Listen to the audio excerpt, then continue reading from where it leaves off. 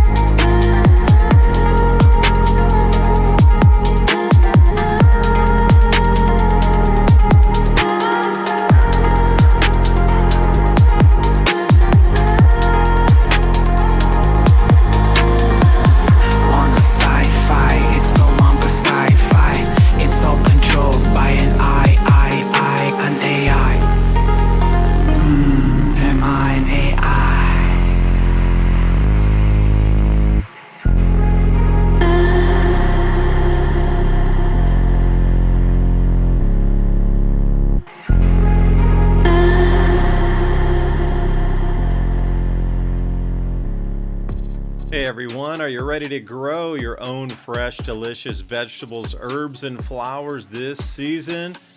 If you're looking for the highest quality heirloom and organic seeds, I've got the perfect company for you, True Leaf Market. They've been a trusted seed company since 1974, offering 3,000 types of non-GMO varieties, everything from classic heirloom tomatoes and peppers to rare herbs, microgreens, sprouting seeds, and beautiful flowers. All their seeds are open pollinated, pure, and perfect for home gardeners or anyone wanting healthy, flavorful produce without chemicals.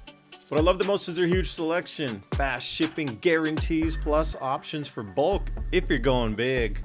If you're excited to start your garden this year with real, authentic heirloom and organic seeds, click the link in the description box below to check out TrueLeafMarket.com. You won't regret it. Happy planting, and thank you for supporting the channel and this broadcast.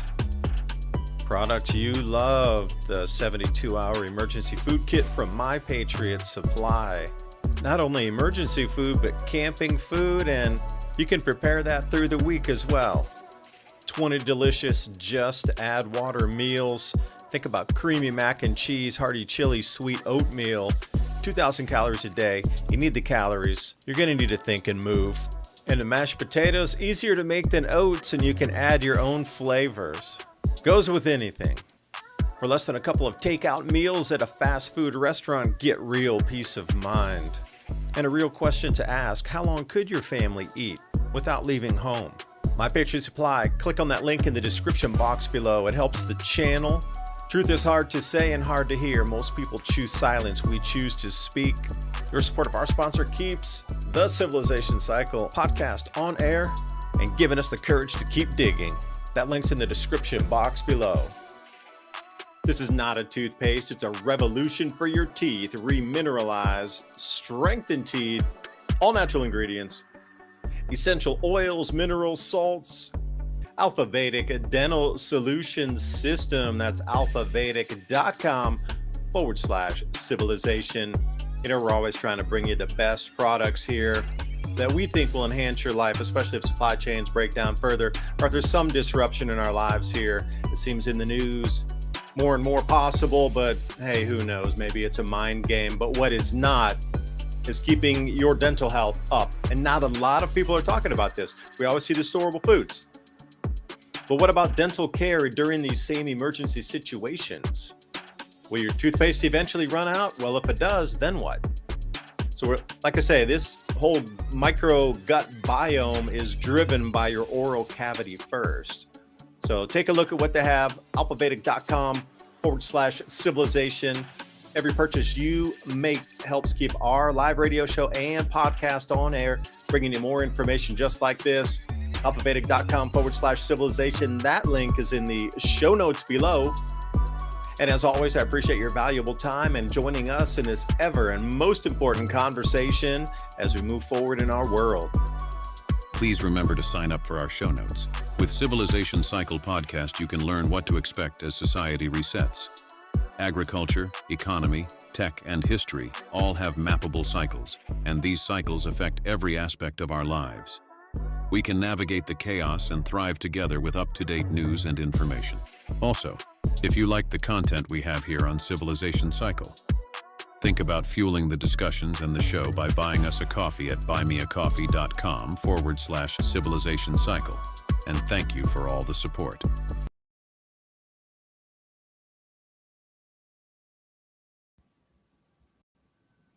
Good morning, good afternoon, good evening, wherever you are in this beautiful blue planet. Another day to celebrate taking breath in our beautiful existence here as we wander through the created matrix for us. How are you bending the hologram in favor of yourself is the question, versus having all the news bend the hologram for you. It's been an exciting week. If you haven't been keeping up, just so many major things have happened. Quietly, one global currency has started this week. I'll say it again. As we've heard through the past, there's going to be one global currency, one world currency. It just began yesterday. Without much fanfare, obviously. Bringing that story tonight on what they have tokenized and moved just yesterday. Trillions of dollars worth of stocks, bonds, mutual funds, ETFs got tokenized and moved across the ecosphere yesterday, and nobody blinked an eye. So here we are. It's going to go live October of 2026. That and also the water. Everywhere you look. I was following Christian over at Ice Age Farmer, his feed, and he popped up some stuff about water. I've been following things about data centers and water. Ransom's always following the thing about water as well. It just seems like water is going to be the new oil, and they've declared a global emergency over water usage. You're not allowed to water your single garden with a plant in it or a few plants for even a couple minutes a day. But data centers are able to gobble up billions of gallons of water while you are not even allowed to grow the food that you are going to eat. This is the world we've moved into, so you can look at it in many different fashions. Where's the opportunity in all this craziness? Or you can be the victim and say, oh, poor me. You have two choices moving forward here. We're going to have to move in through some solutions right quick, as they would say in the South, because it seems like the cave-in is started. You ever watch movies where you see something starting to collapse and cave in slow motion, and they just have like a split second to run to the door or run? The thing about Indiana Jones, I remember as a kid, is like when that ball started rolling down, and dude had just a couple seconds to peel out of there and get covered in the tarantulas. That sort of thing as well. That ball is rolling, like you're noticing, oh, it's in motion. That's about how much time we have left here to make motion, to move through some of these, shall we say, disturbances in the ether. World Cup's going on. Should be Spain, Argentina coming in here in a few days. I don't know if anybody's watching the World Cup. It's big in America. Huger out here. I mean, it starts at 3 a.m. where I am, and bars, restaurants are staying open all night just for the crowds for the World Cup. It's unbelievable. Like just a regular mom and pop restaurant opening at 3 a.m. to get the World Cup and grab the extra customers. Interesting. But I really can't reiterate the mass change that just took place with nothing in our news. I was scraping the financial news all yesterday to see what was going on. Finance Yahoo picked it up a little bit. A lot of the crypto sites picked it up, but it really didn't CNBC scratched the surface of it. So you are literally going to own nothing after October of this year, which is kind of scary. The title to your home will be pledged from a bank into this basket of collateral that's on a smart contract. Like you're not going to own your home in the way that we understand ownership right now. This is done within 6 months. So, I'm still trying to figure it out too, and I'm trying to bring you some of the information I have. Maybe you have more information. Please throw it into the comment box tonight, because I see some comments already coming through. Thanks for those, and we're going to check on buymeacoffee.com/civilization cycle tonight. Read some of those comments, answer some questions. But it's just an interesting time as it twists over. The food, the crop losses are massive this year in terms of wheat, 150-year lows. Fertilizer, more disruptions, war on again, more disruptions. Hormuz closed again, prices up again. Now we got the water restrictions. We got the new global currency that started. It's like all these things just layered on top of each other. So interesting year. And we're only halfway through it, Ransom. What do you think about the rest of 2026? Where we're going to go with that is the question. We've only completed 6 months, pretty much 6 months and a couple weeks. It's been pretty exciting. 5 months and 2 weeks to go. It's been pretty exciting. And this week I spent some time looking through the comments on our shows, and, a lot of people give us, credit for things happening that we said were going to happen. But some of them think, we think of it too doomy and stuff. And it's not really that. It's just that we like to keep up to date with the way things are changing so that we know if it is going to be doomy. You know what I'm saying? I hope that it doesn't. I hope everything turns out to be rainbows and lollipops. But, trends are trends. So certain realities are going to happen whether you like them or not.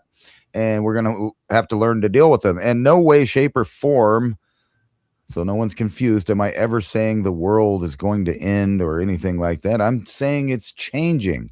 It's a civilization cycle, and you have to get used to the new realities that are kind of coming upon us. And I'll talk about some of those as far as like tech and the way lives are going to change forever all across the globe. Any technologically advanced first world nation is about to be on a whole nother layer of surveillance that you could only imagine in your nightmares. And it's becoming reality daily, not monthly, not yearly, not by the decade, but it's here and it's daily changing.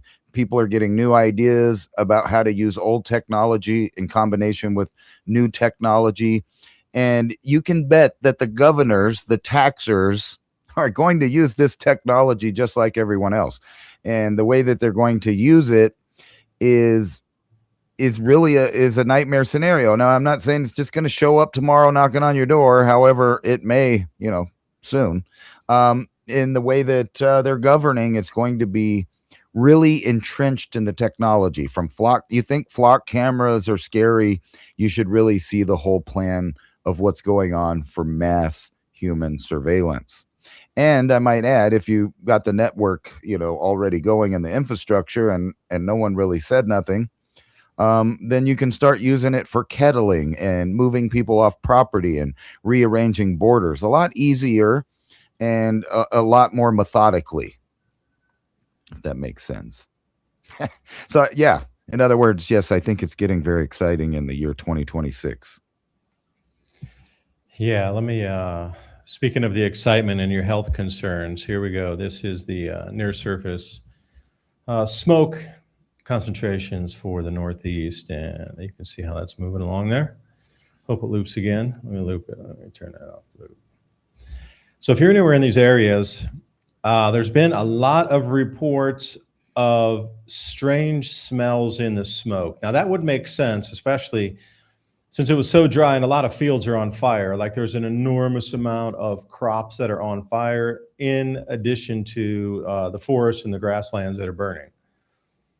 If everything's sprayed in glyphosate and they're on a rotation where the fertilizer and the weed control and pest management is ongoing, and it's been within, say, the last 2 weeks of application, that would make sense why there's a lot of additional chemical feeling and smells within the air, smoke, not just what you consider. I've not been around, but in East Tennessee, they're always doing controlled burns.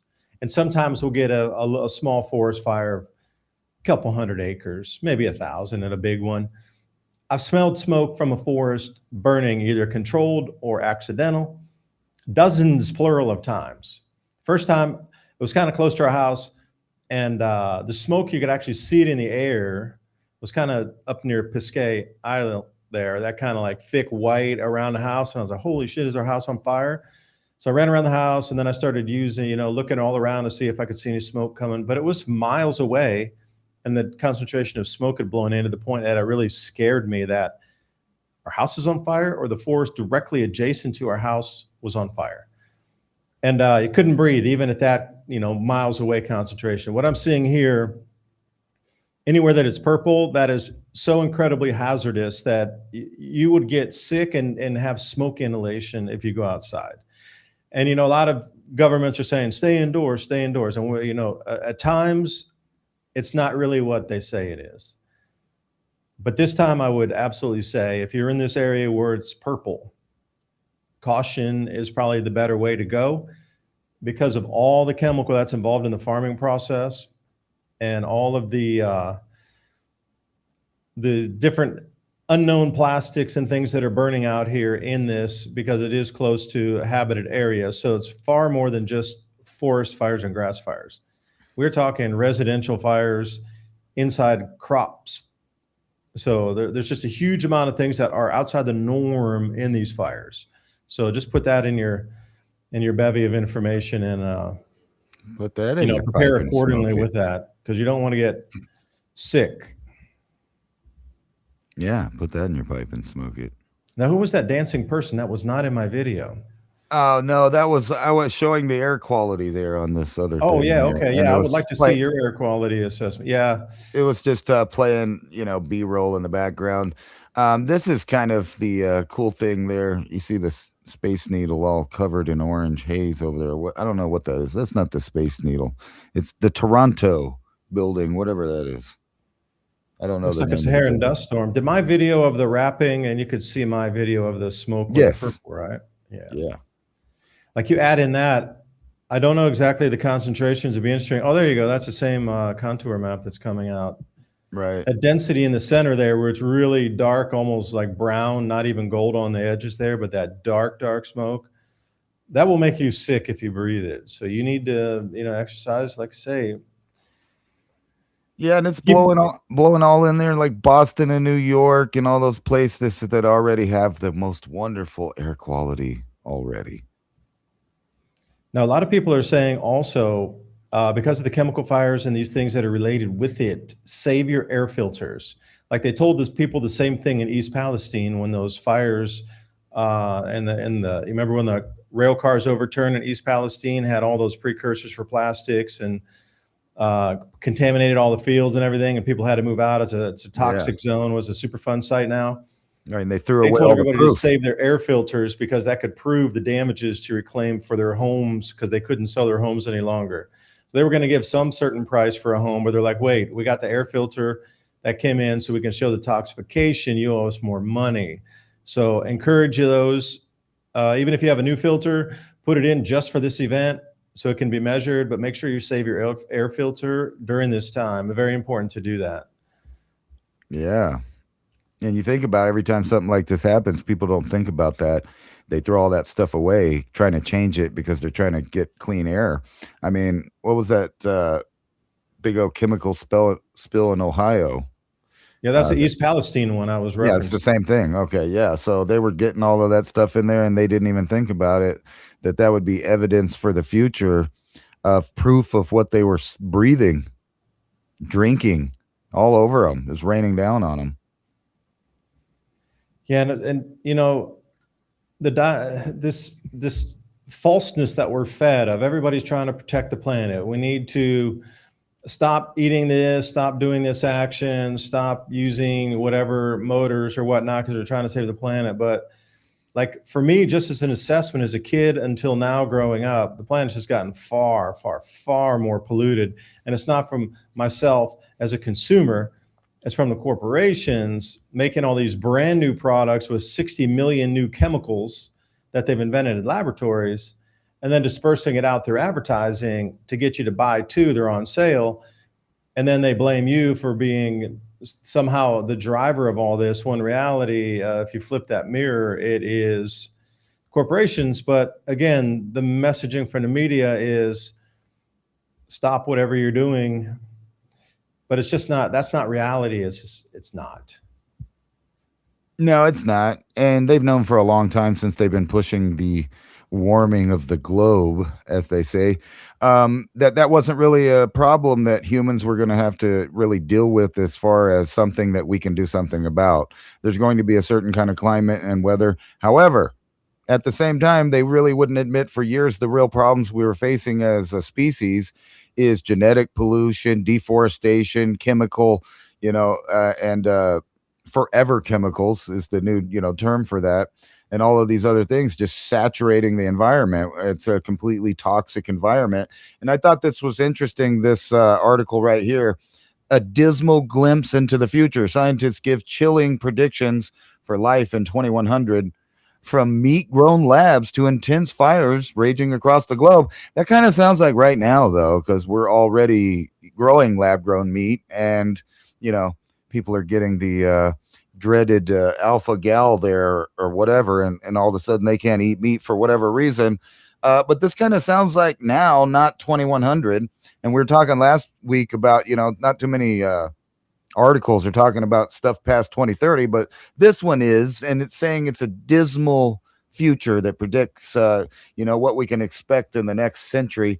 And then look at this main one that they even have highlighted right here. It says, experts say that significant global warming is now more likely than not, with temperatures potentially rising by as much as 4 degrees Celsius.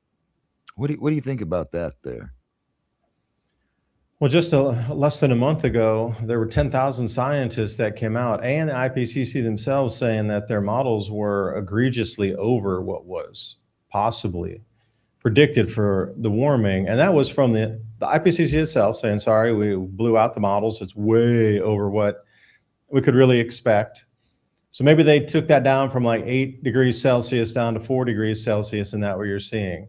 But then all those other peer-reviewed scientists that were involved in the whole IPCC reports come out and said, yeah, the models were a little bit on the warm side, like tremendously. So we need to rethink on how we're doing the models. But maybe that's the new adjustment is 4 instead of 8. Right. It's funny to me, but even the 4 degrees over the next 70 years, and what they're talking about right there, the natural cycles that we've been looking at that go back thousands of years swing more than this in degrees all the time. I mean, it goes to extremely cold, extremely hot, extremely cold, extremely hot, extremely cold, not so hot for, sometimes. But it just goes back and forth. And these nut jobs really think that humans have reached a point where we can actually steer the future of global climate. And it's silly to me. Now, Bill Gates and all them got their ideas of launching up stuff, and what are they all talking about? Blocking the sun and all of this other stuff. But why would you want to live, especially if you cannot control it, which is the scary part? Why would you want to try to decrease the temperature when you have no idea exactly how the cycle's going to go? You could see that you could engineer things in the reverse way that nature was going to go in the first place and totally screw the, things up. But I don't even think they have the power to do that. I think it's all been a scam. They're just waiting for the weather to change so they can claim, look, we did it. We saved you. You need to pay all of, your extra earnings over to the tithe, to the climate church. That's how it's going. Should that be a gold filigree envelope that I must tithe into? I would add a point to that Stanford University, when they were working with David Keith and the original stratospheric aerosol geoengineering program, they had gone into the experimentation. They were beyond modeling at that point. This is years ago. This is like 2015, 16. That even at Stanford University and Yale and Duke as well, all these people that were involved in ScopeX, which is stratospheric optical, measuring and these sort of things after they'd put up the particulates in there, they were worried about the same thing because they were finding that the dropout rate was about 2 to 3 years, depending on the height of the particulate dispersal. But if we were to have something like Tambora or something maybe not even as large as that, the addition of that sulfur dioxide up in the atmosphere with these already, floating particles, the combination of that would have sent it into a runaway effect. And they were really worried about that. I guess it's the only thing they were worried about.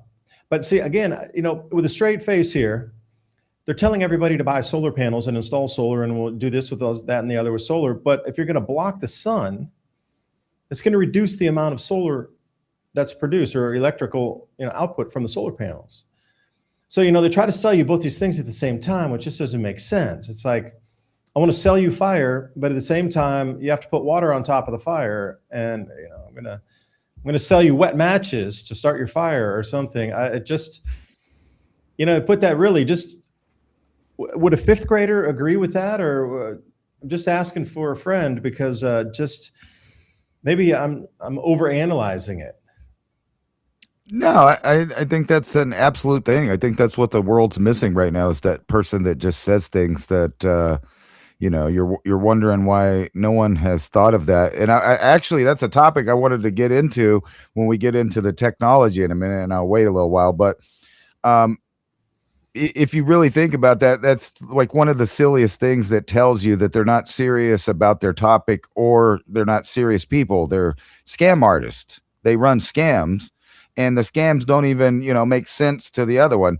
You're absolutely right. If you were trying to, cool things off or whatever, you're not going to also invest in a bunch of equipment that requires direct sunlight and hot days. And if you're cooling it off, you're also not going to be, if you're wanting to cool it off, which is what we're trying to claim here, then you also wouldn't cover the landscape with really hot glass and chemical parts, metal and stuff that heats up. I mean, if you've ever stood by some of that stuff, it's hot. It heats up in the sun. It's just like any other metal out here in the desert for sure. It'll burn your skin if you touch it on certain days. It's really silly. So you're trying to stop global warming by heating up the actual surface of the earth, and then you're going to also sell an idea that you're going to blot out the sun. Now, it might be possible that they may be trying to engineer something else, which is to convince you that it is getting hotter. Oh, wait a second. You may need to hit on it because I don't know if it was last week or the week before. You showed an article where they were trying to harvest the sunlight and then beam it down into different directions, Right. different locations on the planet. So maybe you could beam it down onto a solar farm in the middle of the evening, and but the heat signature around that island could stay continuously warm, and it would be a permanent hotspot then. Like we never cool down in the evening. Right. And you'd start seeing this probably on temperature maps and stuff. Yeah, not because the evening drop off in temperature is registered as well, where it'll go down X amount of degrees every evening, just as the cycle. It heats in the day, drops at night, whatever that range is. But if you were to continuously heat that and pumping sunlight from space on a subscription model down to your solar farm, then that would never have that chance to cool off. So that entire area where that difference of, let's say it dropped 5 degrees in the evenings on an average in the summer, you'd be suddenly 5 degrees warmer, and you'd show this incredible heating spot. Oh, it's 5 degrees warmer here than any other place. Oh my gosh, this place is heating 5 times faster than everywhere else on the planet. Just because of that beamed solar light, or the beamed, whatever it is. I don't know how they're going to reflect and get, like, how do you get the sunlight down there? I mean, it's basically, the theory is they just sending up a giant mirror and reflecting it back. There's a company that claims that you can get it to shine right at you at a certain time if you give it a prompt or whatever. There's also another company that literally claims they want to beam down reflected sunlight 24 hours a day to a certain spot so that they can have working light at night. But I don't think it's going to be to the amount that it would actually heat up much of anything. It's more like just a lot more visible light. Yeah, I'd like to talk to some designers of these programs. You're welcome on the show here, because I'm all ears on how this technology works and how it's going to be implemented, deployed, what's the rate, what's the charges going to be, what's it going to drive off the so if that's going to be part of an inclusive part of electrical generation for your average consumer, then what's that cost going to be added on to? Okay, you're in a zone that decided to go solar and rip apart all their gas plants. Okay, you're just strictly on solar and wind. Like, what's the extra add-in cost going to be if you're going to have to rent a satellite to beam sunlight down to your, facility to generate light? Like, what's that extra percent? 30% my bill is going to go up per month because we need the nighttime sunlight. Right. You know what I mean? Everywhere I look, I just see cost increase on this thing here, but I'm really interested in it. So that's an honest invite. Anybody that's involved in this industry that we're just talking about here, please hit us up. Podcast at oilseedcrops.org and throw in there, hey, I heard you talking about beam sunlight from space. I'd like to talk about it. Get you on the show. Right. To me, it's more likely that they would do something like beam down UV or infrared to do different things. Speaking of which, this is kind of propaganda, the thing that I've had up here. It's just what it's like living in one of the world's hottest towns feels like. And it goes all into about the poor people dealing with it every year, that it gets so hot they can't handle it. But what they don't tell you in the article is it's been this way forever. So I look back for at least the last 2,000 years. This is a normal thing that just happened. So these people all picked to live there. I mean, unless they were born there. So it's not like some kind of climatological anomaly or emergency or anything. It gets hot there always. Like, this is a thing they just deal with all the time. Can you scroll down the article? I'm always interested to see what charts or whatnot they have. That's why you asked me about that place, and I was like, I never heard of that place before. Right. And you know what? Not to be mean, but I feel like be mean. Sam Kinison, when he was talking about why you always see people out there that you need to feed on the 1-800 Feed the Children, and they're standing in the desert with just sand. He's like, well, you're standing in the middle of the desert. Go where the food is. Right. So the same thing, I'm thinking the same thing, like things that don't make sense, like, covering up the land with a bunch of solar panels and at the same time trying to block out the sun.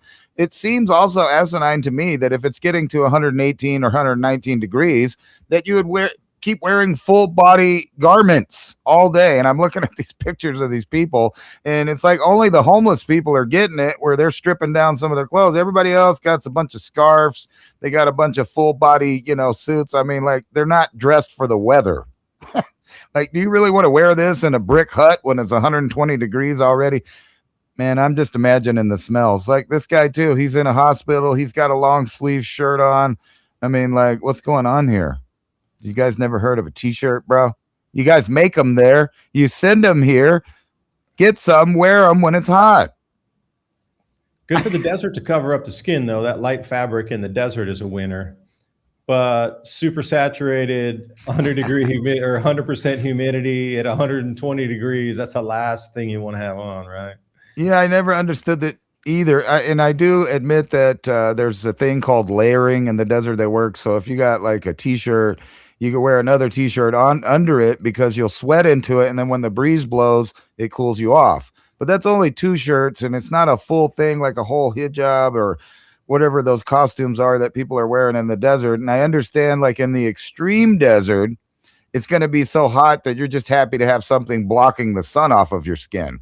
So, but in areas like that, I'm just saying, put on a t-shirt, man. How dare you try and they're very change inventive. The culture, you cultural appropriator. Well, they were very inventive, and I know they make those little spray bottles and things like that, a little motor.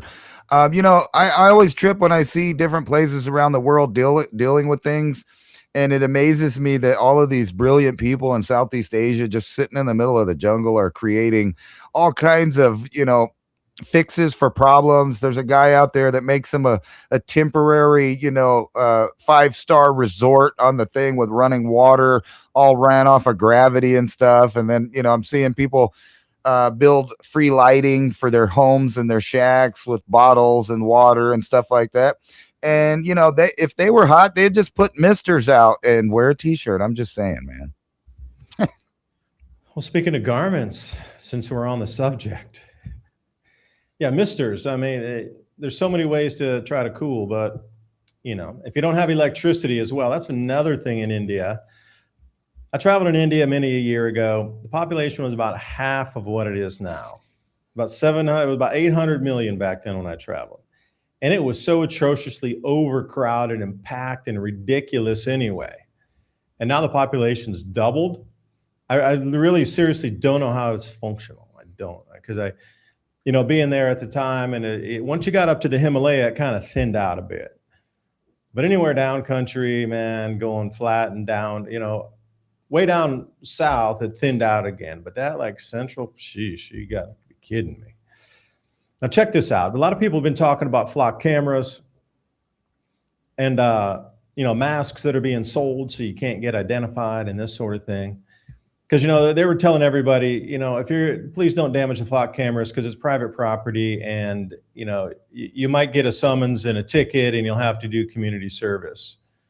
It's not federal property. It's not government property. So, be aware of that you don't want to get a ticket and have to do community service for cutting down a flock camera or putting the stickers on it. But the people who are involved in that are always trying to get around the AI facial recognition because these flock cameras have a subset, and I didn't know this until just yesterday.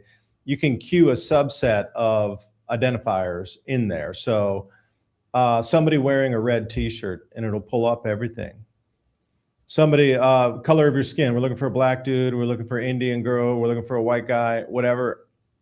It'll pull up, and everything that is identified in a car as a driver fitting that description will pull up in its own subset, which is interesting because they said it never had that ability, which means they're now tracking people. So here's something that might be an accessory for you and your friends through the summer months here. This transparent face mask that makes your face invisible to AI from every angle. Now notice how it is, like it just kind of warps the light as it goes around in every direction. And I'm wondering what the cost of these are. So we're gonna get these available right here on the channel. Please support the channel, buy one of our AI invisible face masks from every angle. I'm gonna get this up on the offering here with the link so you can purchase one of these. And every purchase you make helps keep this channel on air. How do you like them apples, Ransom? Nice. Yeah, there's a lot of these coming out. I actually have a silicone one over there that's just scary. Um, that you could do this, but I noticed in the Asian countries they're coming out with these 3D printed ones with the on the face that are really cheap. We could sell those too. We could pick you could even use my face. I'll let you guys use my face. We'll get that printed on there. You see what I'm saying? But Right. So we got to get a lot of visits. Got to um get a lot of but visits. with all seriousness, I wanted to go there too. About an age that we're coming into. So, as predicted, there's a building movement against AI surveillance, data centers, etc. It is becoming a movement. And you were just talking about the flock cameras. The problem is I don't think people really have thought out the direction and the course of the technology that we're seeing being unveiled. And I kind of want to get into that. So, Well, on just before you start, they do want everybody to focus on the flock cameras. Have you noticed that? Like the news articles, if they didn't want people to know they were getting cut down, they sure as hell wouldn't be in the news telling you every 5 seconds people are cutting down flock cameras and putting stickers on them. What's the reason they're letting it out of the bag? And so they want you to push back against these things because I am absolutely sure there's something else being built in the background that you're not aware of, and I'm not aware of. That is replacing them right now, and then eventually be like, okay, you won. We got rid of the flock camera. By the way, we already have this other thing ready to go. It's going to be like that. right. It is going to be like that. And not only that, I think that they're purposely generating and creating a fake movement against the technological revolution. And this goes back to Theodore Kaczynski. If some of you guys might know him as the Uncle Unabomber, Ted. right? So he was provably and declassified as an MK Ultra kid. And then he started writing manifestos about how technology will take over every aspect of the human domain. And we're there now. So now I think that they're creating this artificial movement against them so that they can create legal protections and also technology because they want to see the holes in the technology as it unveils to completely build this separation of classes between the technological, technocratic elite and the peasant class, slave class of cannon fodder. So here's the AI backlash has tech executives fearing for their lives, and you can see where they're going to be soon lobbying and things like that, Congress, to make special protections for the CEOs and other people that are involved in the tech industry. They may even go so far as to declare tech industry data centers, and I'm surprised they haven't done this yet, as national security infrastructure and therefore protected by the national security interest in that apparatus. Now, too, Let me add to that. Now, the flock cameras currently are just private property, and if you damage them, you're going to get a ticket, you'll get a summons, you'll have to do some community service. But rightfully so, as Ransom said, if it goes under national security, that's a federal law, and you're doing like minimum 20 years. So the difference between this, what is now and what could be, is the difference of you spending the rest of your life in prison or you just get a ticket and go pick up some trash on the side of the road right now. If they decide to go take it, everything national security wise, and they could up those things to instant life in prison, no possibility of parole if you damage anything in the AI arenas, and then they'll do a bunch of high profile arrests, and then you'll be like, I'm not going to do that. These people are under the prison, man. So. We've seen damaged flock cameras really all over the country now. There's a famous case in New Mexico where he destroyed several of them. He showed up to court with several friends whenever they asked for the name to see if they were there. Several people said, yes, I'm here to represent that name, but they wouldn't give their name because it violates the Fourth Amendment because they're not under arrest. So the case had to be dismissed because no one was going to voluntarily give over their name. However, they couldn't count them as not there, and they couldn't issue a warrant for their arrest because they did indeed to show up. So no bench warrant was issued. Now, I'm not giving legal advice. I'm just saying that's brilliant. They got that through AI probably. They're like, I got an AI lawyer to give it. Well, it's not over. I'm sure that the state could come and arrange charges and figure out his identity and create a warrant and all that. But as for now, he did show up for the previous charges, and seems to be going to be dismissed because they couldn't force him to give up his Fourth Amendment right by giving his name. But people also showed up to say that they were representing the case, and so they couldn't say that there was a failure to appear and issue a bench warrant because that's how things work. But on a side note, like I said, there's going to be increasing backlash to the backlash. So there's going to be backlash from the government entities on your local, federal, and state levels to protect this national security apparatus that's a track and trace system. And people, I just don't think that they're on the level of what you're about to deal with. Now here's a kind of anecdotal thing, however it's a real thing. In Florida, they're going to start using the trash trucks to scan your property to see how many code violations that they could come up with and cite you for digitally. Now keep in mind that for a long time we've enjoyed our right to face our accuser here in the United States, and AI cannot be used for testimony against you. However, they can use AI to generate warrants and tickets, citations, and other things like that, building up on your property. So here's a little video I wanted to show you. Kind of they're pulling up and they're scanning, oh, your grass is too much, you got junk in your yard, and blah, blah, blah, blah. That's not it, folks. That is not what it's for. This is just to get you to, relax and look at it and say, hey, I don't like those people bringing down my property value anyway. So it's a good thing that they're going to come scan, and it'll keep everybody in line, and it'll be more consistent with a nice civilization. However, this turns into warrantless searches. This turns into other things that it's not going to be used for. So, like, say the government wanted to come up and decide in a neighborhood like this, who in the neighborhood owns semi-automatic rifles? Who in the neighborhood has stockpiled gold, silver? Who in the neighborhood has people that are not registered on the census living in their homes? Who in the neighborhood has stockpiled goods? Who in the neighborhood has bunkers that they didn't register with the government? Who in the neighborhood has, other things, supplies and vehicles and other things that they have not voluntarily, against their Fourth Amendment, advised the government of having? Because always in this country, we've enjoyed some semblance of the privy to privacy in our own home, protected by the Fourth Amendment.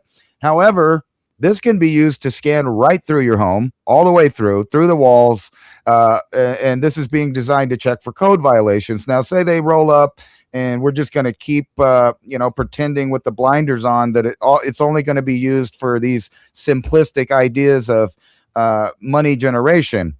But they could, say we stay with that. They scan your house. They realize your pipes are out of date. Your electrician didn't do the right thing here. So they turn off your power. They turn off your water. They turn off your gas. You can just see endless issues coming from just this simple idea. And I brought it up in the past that soon in the future, they would just roll up to your house, scan your home, use a little LiDAR. They'll find every safe, every hidden thing that you have. And unfortunately, people are living in the 90s. We're not in the 90s. We're in the 2030s. And this is going to become more and more of a reality. So you can't show me a technology and me not know that you can combine that technology with another one. I've used the example of the machines that, can teletype words that you're thinking. There's a machine that can kind of show what images you were seeing in your dream. There's a machine that can, connect directly to your brain. Now, of course, if you can go check the AI, they'll deny that anybody's using these technologies in combination or together. But why wouldn't they? So this is the future of flock cameras here. These are self-charging stations that have, like 40 to 50 pound large drones that start searching in a grid. Now, I made a video a while back called, is someone watching me? And it kind of, was talking about the old 1990s Argus drone that's like a Predator drone that has like 100,000 iPhone cameras on it, state of the art for the day. And it could have, they called the motion that it did with the electronics Operation Persistent Stare. So that meant that this drone would fly up above a city. Quantico was the one that they were using for an example. It would fly up at about a mile in the sky and just do circles, and it would keep track of every single human and car, moving or not, all day long in a high definition picture. And this is in the late 90s. So now look at these and tell me that these things cannot just scan your home from above. Just like the garbage truck, they're going to have an interconnected web of law enforcement, private entities, all kinds of stuff continually spying on you. And this is exactly why they want to change over the air traffic controller system and some of these other things to a completely automated AI run system, is because we're about to be pulled in to the dragnet of your imagination of drones, Wi-Fi systems that keep track of your every movement, whether you have a phone or not. And matter of fact, not having a phone, not having the apps, not having the digital currency is going to make you stick out in these programs and algorithms like a fish out of water. You're going to look like a Christmas light, all lit up. This person doesn't have digital currency. This person's not in the facial recognition system. This person doesn't have a phone on them, making everyone that wants to enjoy some semblance of privacy is going to be targeted by this ultra secret. Well, it's not secret. It's right in your face surveillance system that is going to be attached to all of these flock cameras. And I think the reason they put them out on these little trailers is it's the initial wave. They want all of the dips. I didn't want to say it because, I kind of admire them in a way, but as far as smarts go, it's not too smart to go target yourself by destroying these first generation flock cameras that are taking in license plates, your car video, they got your facial recognition. And I hate to say it about those masks, but soon, they're just going to convert over to IR scans that will take a picture of your skeleton in your forehead, your face under whatever you're wearing. So we're kind of in the next generation of technology. People just haven't figured it out yet. Yeah, I'm wondering if you were to wear one of those AI deflectors into a mall, if the police would come in and be like, "What are you doing? Why are you wearing that? We have to see your face." And you're like, "Wait, COVID, you didn't have to see my face." Right. Little humor for us here. This dude comes to the United States, and what's he take home? I want a stuffed raccoon. Ransom, I think we need to offer stuffed raccoons on the show. What do you think? I think that's cool, but we need to do one like that Kentucky raccoon that was smoking the meth pipe. We'll glue the little pipe on there so that people that visit America could take home a stuffed raccoon hat with a meth pipe included in there. Of course, you got to get your own, problems. You got to get your own source. That's not going to be difficult coming out of Africa now, is it? No. Yeah, I was just trying to keep a little humor in the whole thing because that, just an FYI, because I have property in Tennessee and I saw somebody had sent a comment. Let me see if I can find it here about the cameras that are way out in the middle of nowhere already that they're seeing. And I have seen the same thing. Have you guys ever heard of satellites? Oh, here we go. This one here. Yeah, satellite. Well, with the property, you're not allowed to shoot those drones out of the air, even if they're like hovering 5 feet from your house. You're not allowed to take them out with a shotgun. You're not allowed to. No. So they could just run all around anywhere undisturbed, because if you take them out with a shotgun, that you are breaking the law at that point. Because they proved this again and again and again through many a court of law. I think even went up to the Supreme Court that drones operated by police or government are allowed to hover over your property. Now, here's this comment, and I can't. Many Ice Age pioneers, awesome. There's already flock cameras in Huntland, Tennessee. They're already coming to the rural places. I'm going to say they're already around where I live too. And there's a couple rural roads that if you're going to go to town, it's like a 10-mile stretch, just houses and farm fields. But they put them on there so you can't cross those areas without knowing. They've got every single way to go into town and out of town blocked in on flock cameras. And I'm talking about a tiny town of like 1,000 people in rural East Tennessee. Not going to name the town, but at that point, they're already everywhere that far in rural East Tennessee going up to North Carolina. And all those roads in North Carolina, every single one of those rural roads in the back, any way you can go has flock cameras on them, because they want to have every single artery known traffic on it. So they're even going on this like secondary roads that used to be the initial roads before they built new roads. So if you go back to the Right. 1930s and 40s, there's still a bunch of these little tiny, almost one lane roads, barely enough for two cars to squeak by. Those are getting flock cameras on them now because people who want to avoid the main road can find these ways around, goes back to the old church, the old cemetery kind of ways, like way back. Right. And you can get around them for now, but they're now installing flock cameras on those secondary routes. So there's just no way to get in or out of anywhere.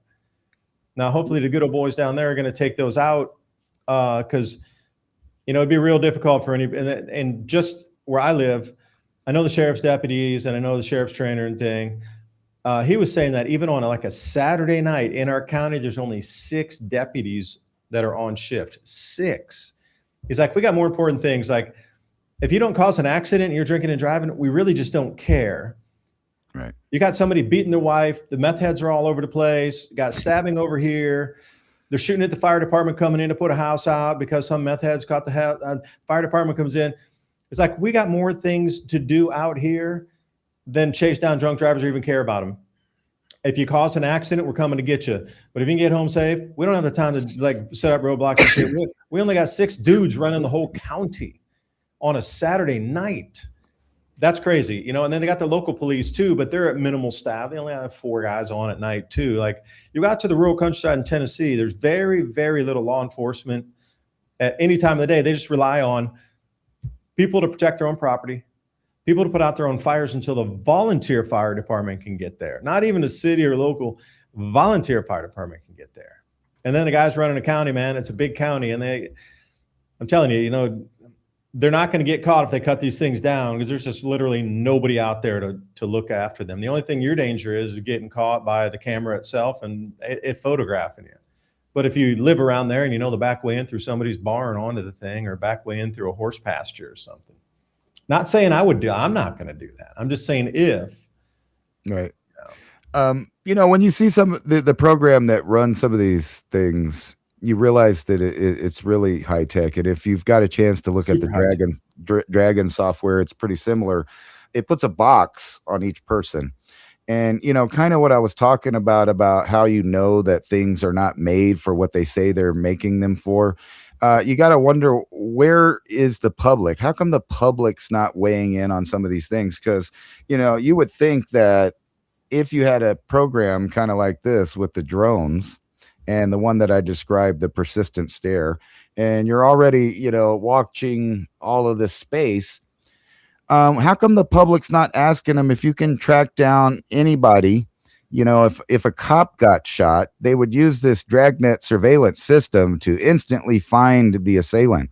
However, the public never wonders why they don't spend, these millions or billions on these programs to hunt down the kidnapped children or the people that start fires or the murder suspects of a certain area when they have to wonder, the public, well, if they're using it for this, how come we can't get our town or our state to make a program that literally does that? If we're going to be watched 24 hours a day, how come the public never gets to use it for something positive? And that kind of tells you that this system is not for you. This is completely top down for the elite, for the surveillance, for the data centers, protection, and things like that. That's what this is for. And there's big fights coming about the data centers. But I really think that this is like a wild goose chase. The flock cameras and the data centers are kind of a wild goose chase because what they're going to do is they're going to make some that you just can't get to. You can't get at.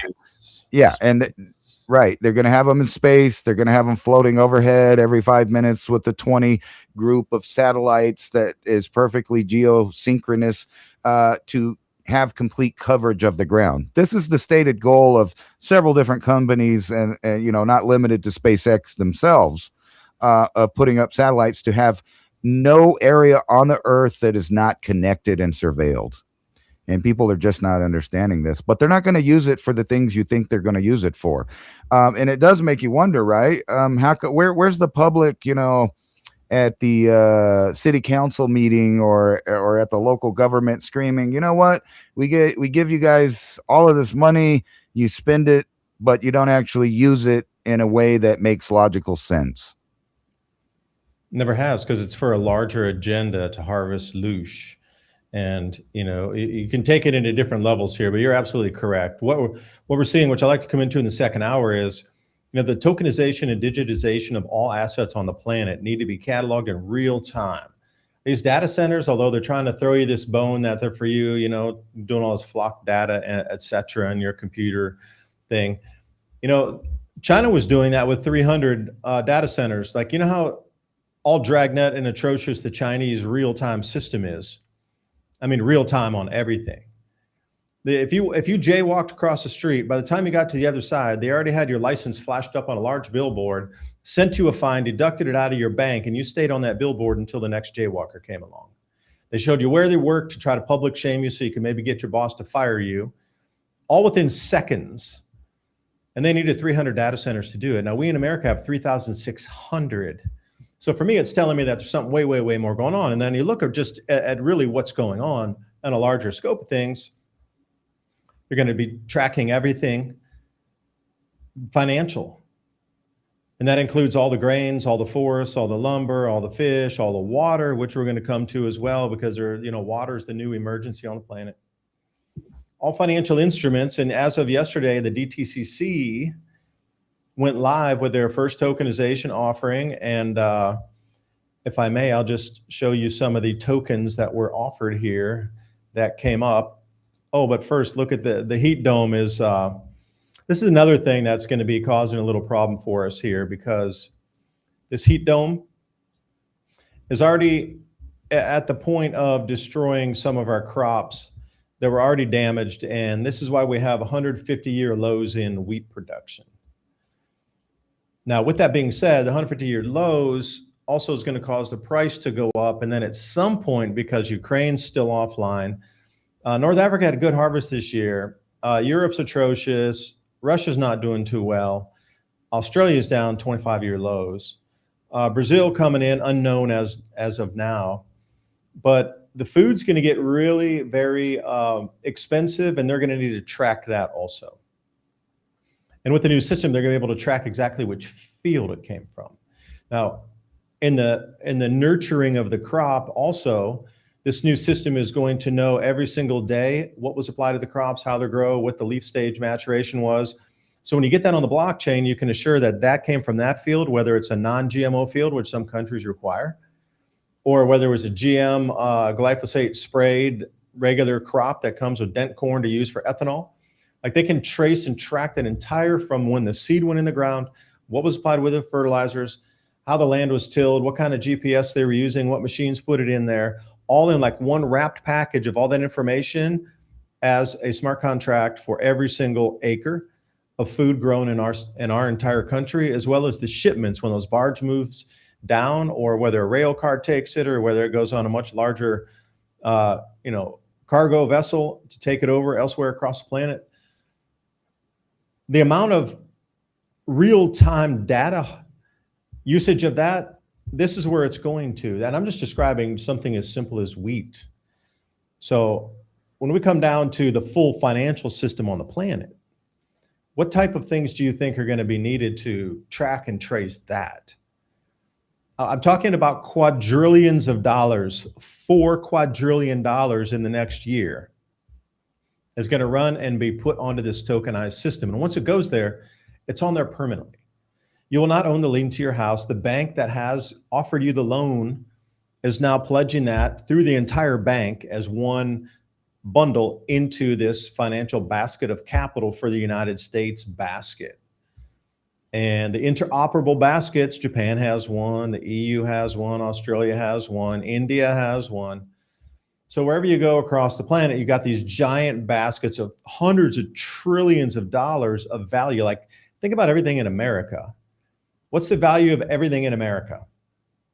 Well, that is all now going to be wrapped in a smart contract and in this basket. So if Japan's having a financial crisis, they can simply tap into our basket, borrow the money overnight or for 3 days or however long it is. So this financial scare would pass, because a lot of companies will get margin called and they'll have to sell stock, and then the banks will collapse. And then, like we saw with all these, like we've seen here in America, start a financial crisis. Freddie Mae, Fannie Mac, that whole thing back in the day, the whole Enron, like those companies collapsed because they couldn't get the capital to bring in to shore up their stock prices. Well, that's a thing of the past now. All you have to do is press a button. In less than 60 seconds, you need all the funds you need to borrow to stop that from happening. And these collateral pledge obligations are without end on the dates.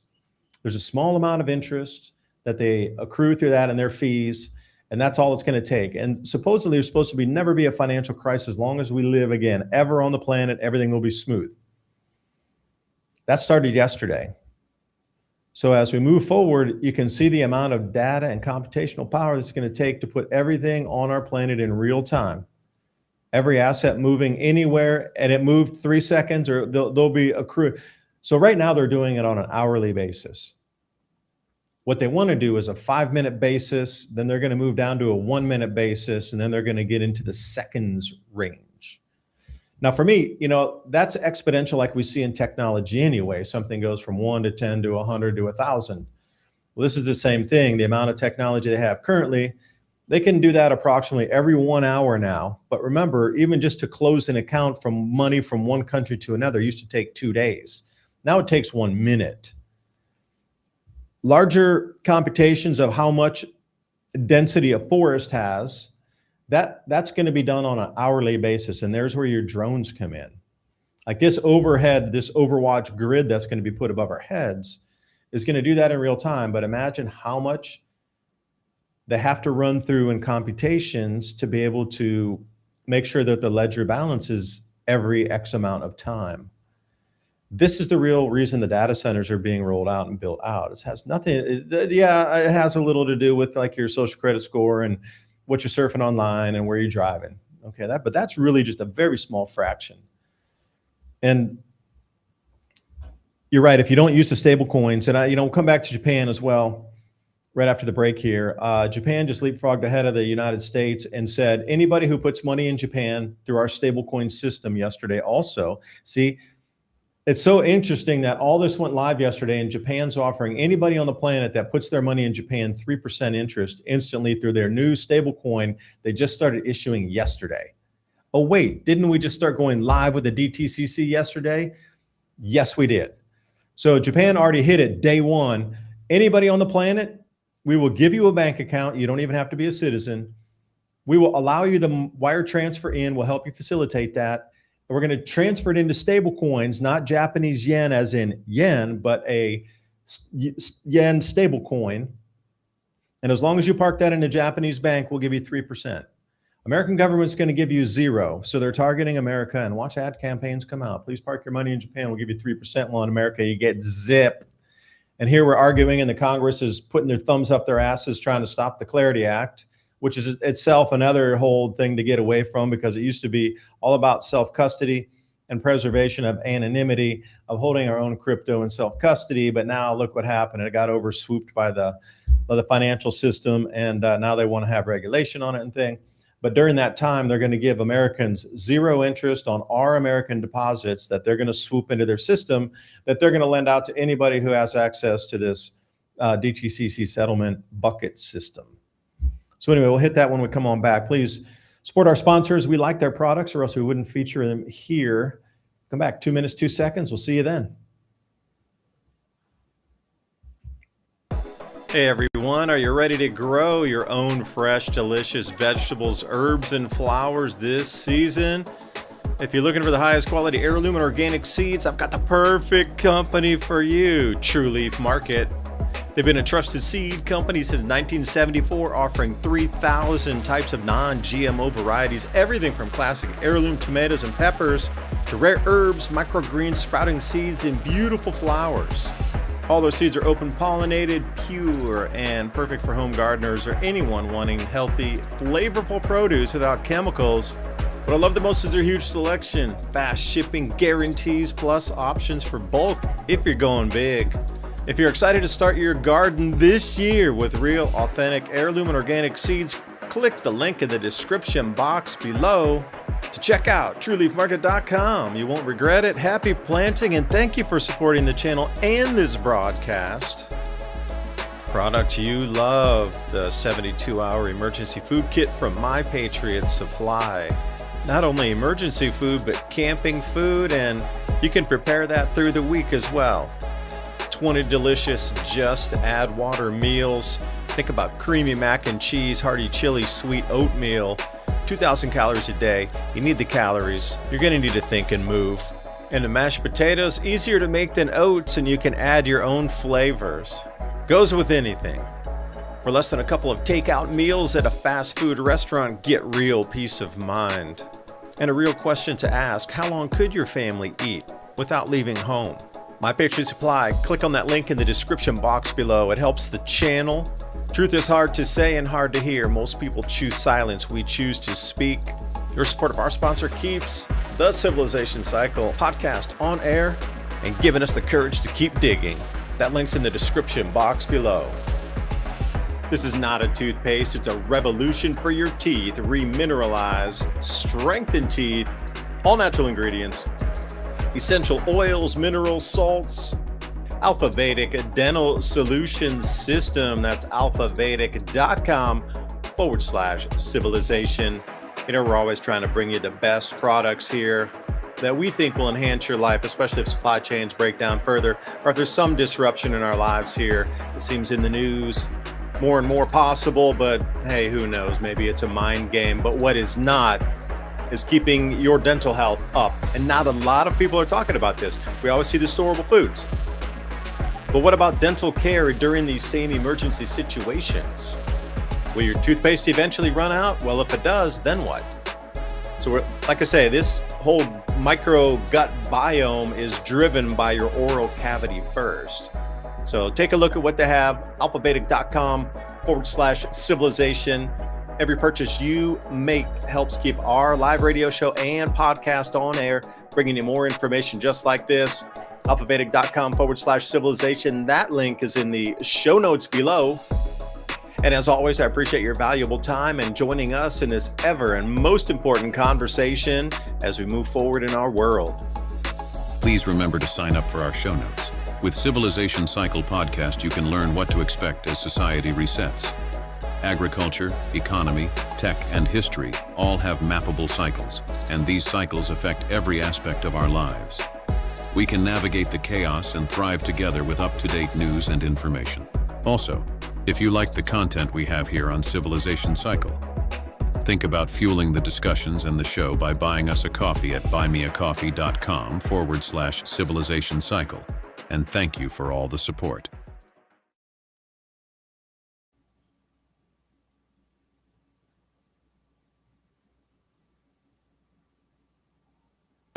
And we're back for the second hour. The second hour that's full of power. What are you guys doing in the chat? I thought, we might come in with something light here. For you guys out there. So this is some of the, that is not the light one. I totally clicked on the wrong one. That one's kind of heavy. It's in gravity. Flight instructor jumps to his death during lesson, leaving student pilot to land the plane by herself. Is not what I wanted to show you. That was for a different show. Anyway, so if you wanted to hear about that, some poor girl went up for a flight lesson and the instructor just jumped out and said, good luck. You know what to do. Anyway, you don't want explosive diarrhea. I think this is funny right here, what they've picked for the things not to eat. Check out this list. So this list is like a list of things I eat. I mean, except for the tainted water. You got your antioxidants. They're saying, hey, beware of eating berries, leafy greens, and other fresh fruits, vegetables, especially when eaten raw. And then over here, they're saying, hey, watch out for those salads with all the tomatoes and onions and all that good stuff in there. And don't eat cilantro. You might chelate yourself and get some of that aluminum out of your body there. You don't want to do that either. You don't want to eat that, very nutritious cilantro, and don't eat sprouts. Those are too nutritious for you too. You might get the explosive rear end here from this parasite. But you notice these are all good foods right here. This is kind of racist. Look at that nice salsa down there in street tacos, man. That's pretty. That's literally what I eat almost every day. Let me share this one with you. Oh no, taco smell. Taco Bell lettuce supplied by Taylor Farms, linked to the U.S. explosive diarrhea outbreak. Washington Post reports.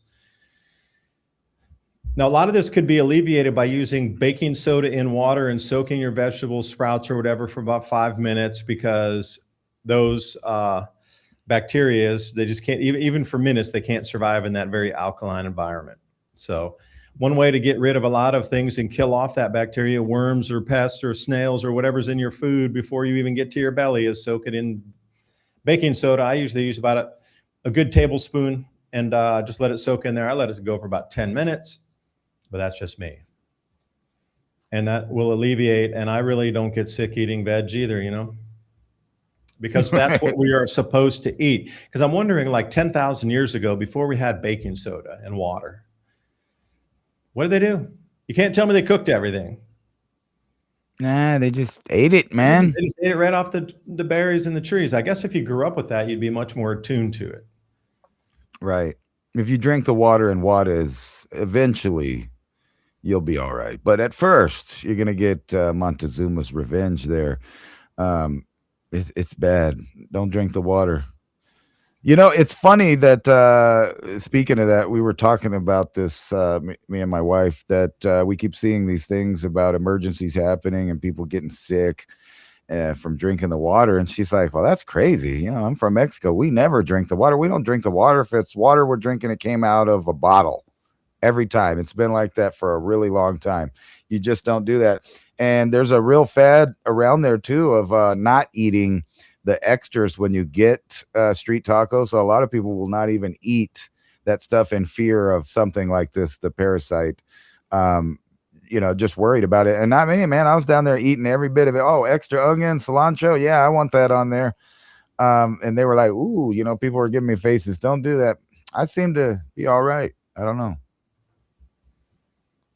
Yeah, it is. Take me a little ivermectin. It'll be fine.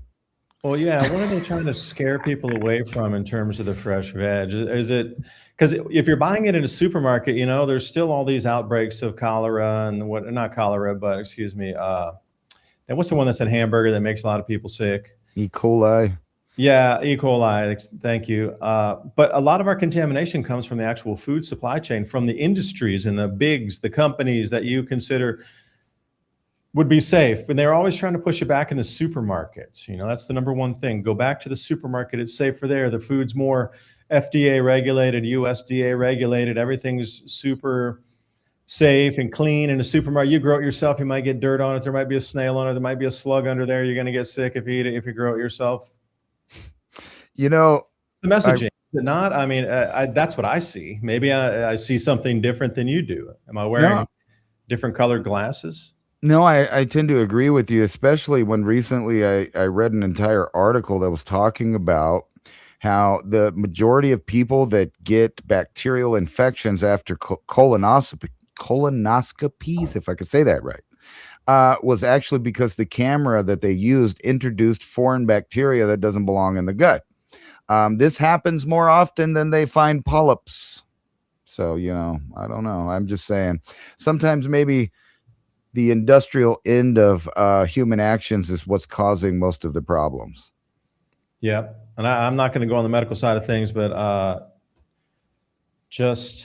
I've heard some things too when they take samples. So be careful on that. Let me jump over to this again. I wanted to talk about the water for a second. We started to show that in the beginning of the show, but it's an incredibly important one. And I'll bring up the article that goes along with that, if I can find it here, because I got a few slides for us tonight. I know I had it. Ransom, I even sent it to you. It was from Christian over at Ice Age Farmer. Oh, here it is. I got it. Let me cue this first, and then we could take a look. Oh, there it is. Yeah, this one right here. Yeah. Here we go. So can you zoom that out a little bit so we can read it in there? Yes. So, the United Nations is now declaring global water bankruptcy and demanding worldwide surveillance of all water use and restructuring of all water rights on the planet. Now, it's interesting the timing of this to come in with this drone surveillance, this overhead, Overwatch grid that's above our heads here. But at the same time, they're trying to limit the amount of water that you can use on things like gardening. But data centers will take billions of gallons, and they're quibbling over you using 5 gallons or something in a day to make sure that all of your homegrown lettuces and vegetables and whatever else you have in your garden is, well, not available to you. And again, it pushes you back. Like, you can't use the water because, again, if they run over with a drone, you water those plants today, you were forbidden from watering. It's a water ban. Wait, but the data center just used 1 billion gallons. Wait a minute. This whole thing is going on while we speak here. And then what's that second paragraph say? It's right in the middle of my camera. I can't read it so efficiently. United Nations just declared global water bankruptcy, not a crisis. Permanent state requiring global surveillance, enforcement limits, and restructuring of your water rights. Verbatim, end quote. Yeah, now, well, what gives them the right? I thought that was our God-given right to be able to breathe. Are they going to start selling us air next? I wouldn't put it past them. I mean, what do you think a global carbon tax is? Then a tax on breathing, literally. What's funny about this is, we were just talking about these trucks that come and scan your home, and there's been a trend for a long time of governance when it comes to your products, like low flow toilets, regulators in your pipes, all these different things to make sure that you can't get a lot of water or pressure all at once. They've really been, putting the squeeze on water for some time. And now we're starting to see maybe what these think tanks were thinking about in the future when they came up with these ideas of restricting water. And then when you look out there, you got this issue in California where they got these reservoirs just empty that are literally built in case of wildfires. And those are completely empty. But guess what? These data centers, I have a feeling, are not going to have trouble getting the supply that they need. Yeah, that would just answer the simple second question. Well, then where's all the water coming from? If the reservoirs are low and we're restricted on water, then it sounds like, and it actually visibly looks like, there's a limited amount of water. So where is the water coming from? It's coming from your potable water resources. Yeah, but that's a limited and finite as well, because if you're talking about a reservoir capacity, that is limited in itself.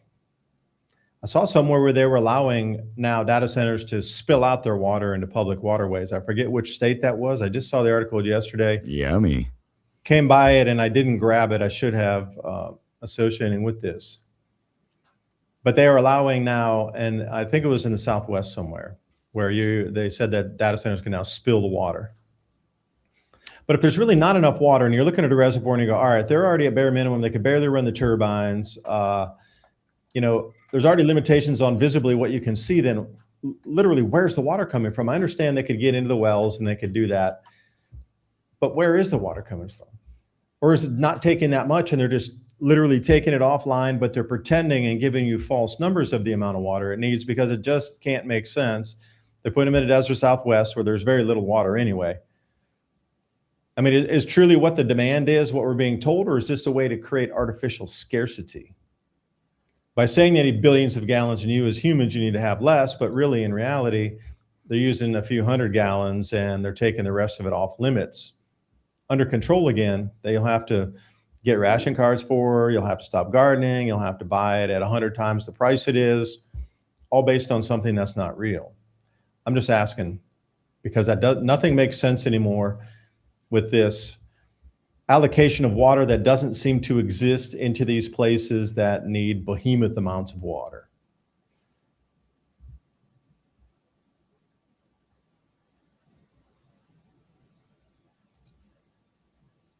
Yeah, it looks like we're well into the redesigning of the economy. And the reason I say that is because, when I do look through headlines and I realize that, over the last half decade, more and more of what I'm reading that's considered mainstream media is really tailored to certain audiences to make them feel a certain thing or uh, behave in a certain way when it comes to everything in their life, like their money, where they're moving, what they're buying.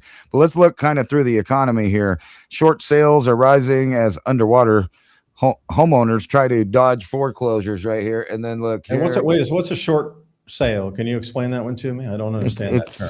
it's whenever you lose money on it, you just sell it for cheaper, whatever the you know whatever you could get in a short sale. It's not good for the homeowner because it's just trying to get rid of it and put it on the market really quick to sell it. It's not good for the homeowner, but for the realtor, it's great, right? So, people aren't wanting to do that. Um, of course, you're losing money, and then we're talking about the AI bubble crashing, where only a few companies are going to come out at the end running these AIs. You have some of the smart minds moving over to our competitors with this stuff. So, the whole world is going in this direction, but whether or not you're going to be making money on it is a different thing. And all this is taking place when social programs are breaking down, running out of time, running out of money. But we keep spending. And, I'm not a fan of Chinese Communist Party or anything to do with it, but in this video here, she makes a good point where it's talking about how, it's costing about $2 billion a day to reopen the Strait of Hormuz. And she goes on to say that, hey, you guys basically created a global crisis for nothing. There was nothing wrong with the strait. It's just that Israel and the United States decided that finally they must be making a bomb. We got to get in there. And what did I kind of tell you? That we were going to have issues with everything, and that the prices are going to go back up, despite people telling you, yeah, you're just overreacting. You're a panicking, you're a doomer, all this. No, prices are going to go back up. There's a backlog from this now, 170-day war that we're in. Even though they keep naming it, because the president has to get congressional approval after 60 days. So what do? Just every 59 days you end an operation, you rename it, you have a new one. I think right now we're doing Operation Lindsey Graham, or whatever it is. Prices are spiking. Gasoline, and that's at the gas station that they were bragging that they were Trump's gas station, and the low prices and blah blah. 2/3 of Americans find groceries unaffordable. Well, they were kind of unaffordable about 10 years ago. We were already talking about that. As a matter of fact, even 20 years ago or 30 years ago, you could look at the headlines then. They were talking about the same thing, the unaffordability of food, rent, electricity, all skyrocketing. Here we are 40 years later, after the 90s almost, or 30 years later. And it's still rising. It's still rising. And we've demonstrated that on the show. And now a lot of people are scared, poopless for his new thing and new speech. What's he going to talk about? Because we are expanding strikes. We're hitting airports, bridges, communications towers. Remember what I said that a couple of weeks ago, that no, this ain't going to stop. There's no peace fire that's going to last. We're going to go in there. We're going to start really bombing stuff, infrastructure this time, not just military targets, drones. We're going to start blowing up their water, their electricity, their transportation, their food production. We've seen this playbook before in Iraq. And then you got... Could I stop you for a second? Because Yeah. I've been reading through Al Jazeera, and the counter from Iran is, if you do that, we are really absolutely going to damage all oil infrastructure, and there'll be zero oil coming out of that place. We already targeted the pipelines. We targeted your loading facilities. We targeted everything in a single press of a button. 10,000 whatever will launch out and destroy all the oil infrastructure if you decide to go that route. I think that's why we haven't done it yet. I think they're real on their threat. And if we do continue down this route, the U.S. is going to find itself responsible for the destruction of most oil infrastructure in the Middle East, at least for now, until they can rebuild it. Right. That's from Al Jazeera as well.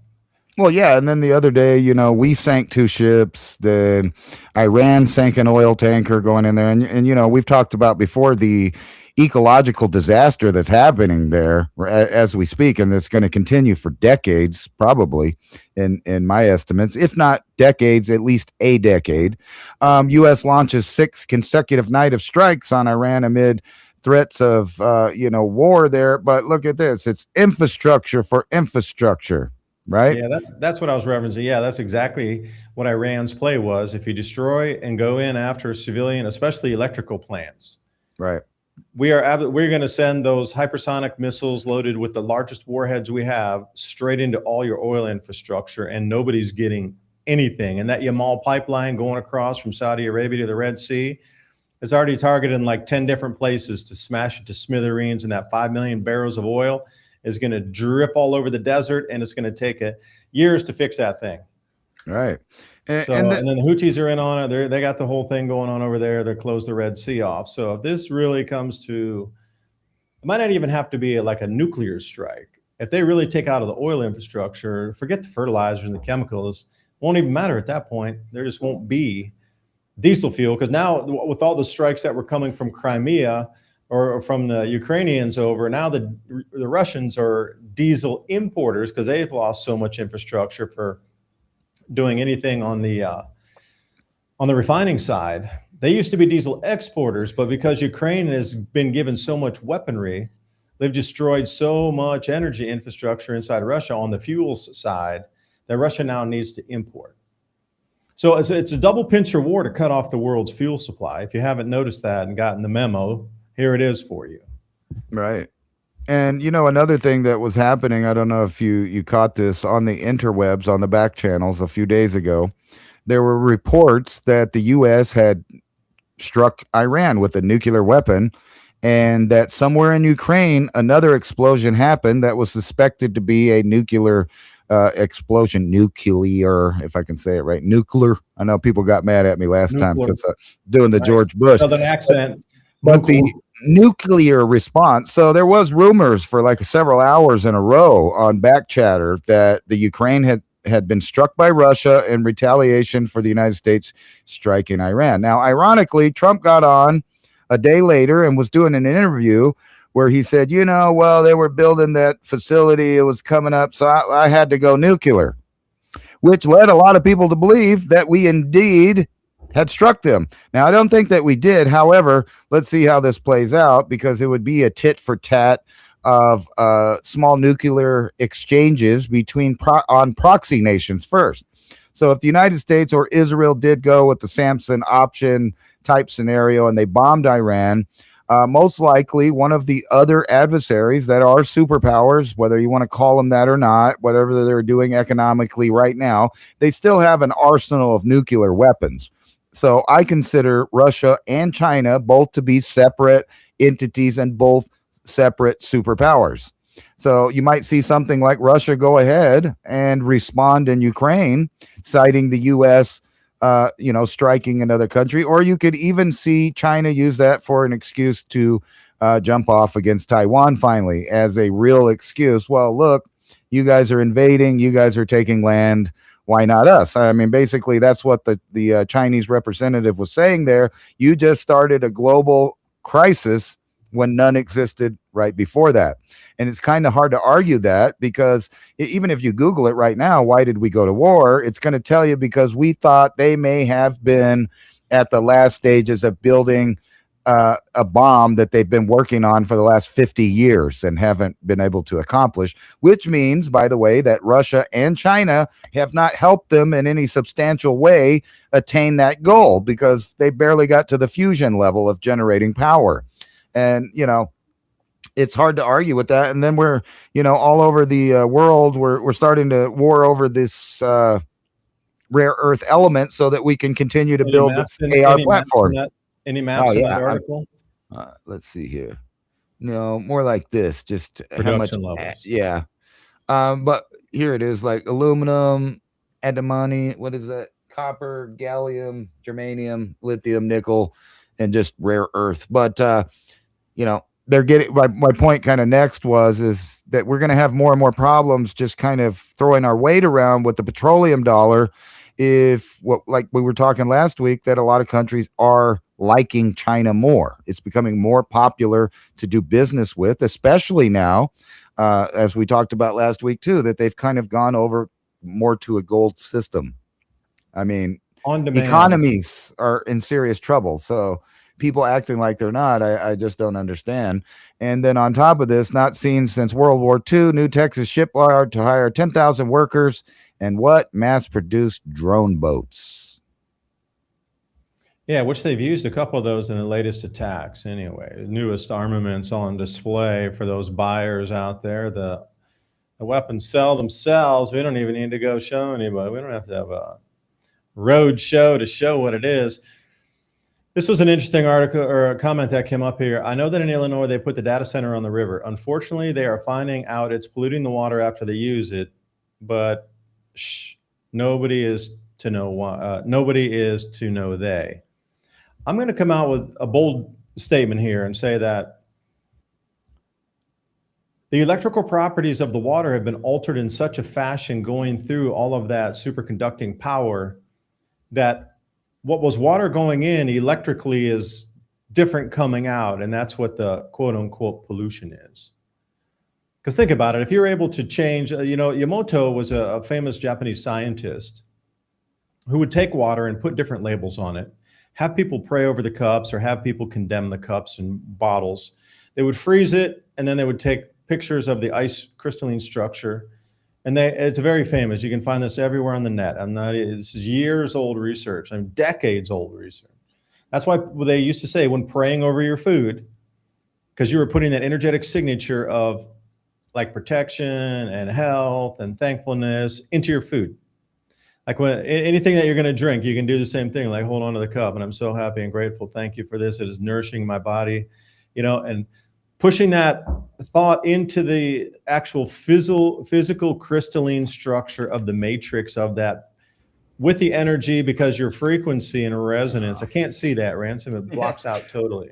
No, I was going to show you that weirdly I muted it and I was over here writing what you're saying. I was literally about to go there because you were giving me that idea when you were saying changing the, kind of structure, the energetic structure of the water. And I immediately thought about that Japanese experiment there. And I was thinking, good God, just imagine if, to go woo-woo for a minute, that there's more than... I'm with you on this one. This is a danger. Right? This is an actual danger that nobody's talking about here of this project. Right. So if it's true that you could label things with a harsh idea and a positive idea, like the experiments I saw, you label a plant, you can yell at the plant, you can tell it, I love you, you can put bad names on it in tape. And there's been a correlation between this negative energy, negative thought, negative words.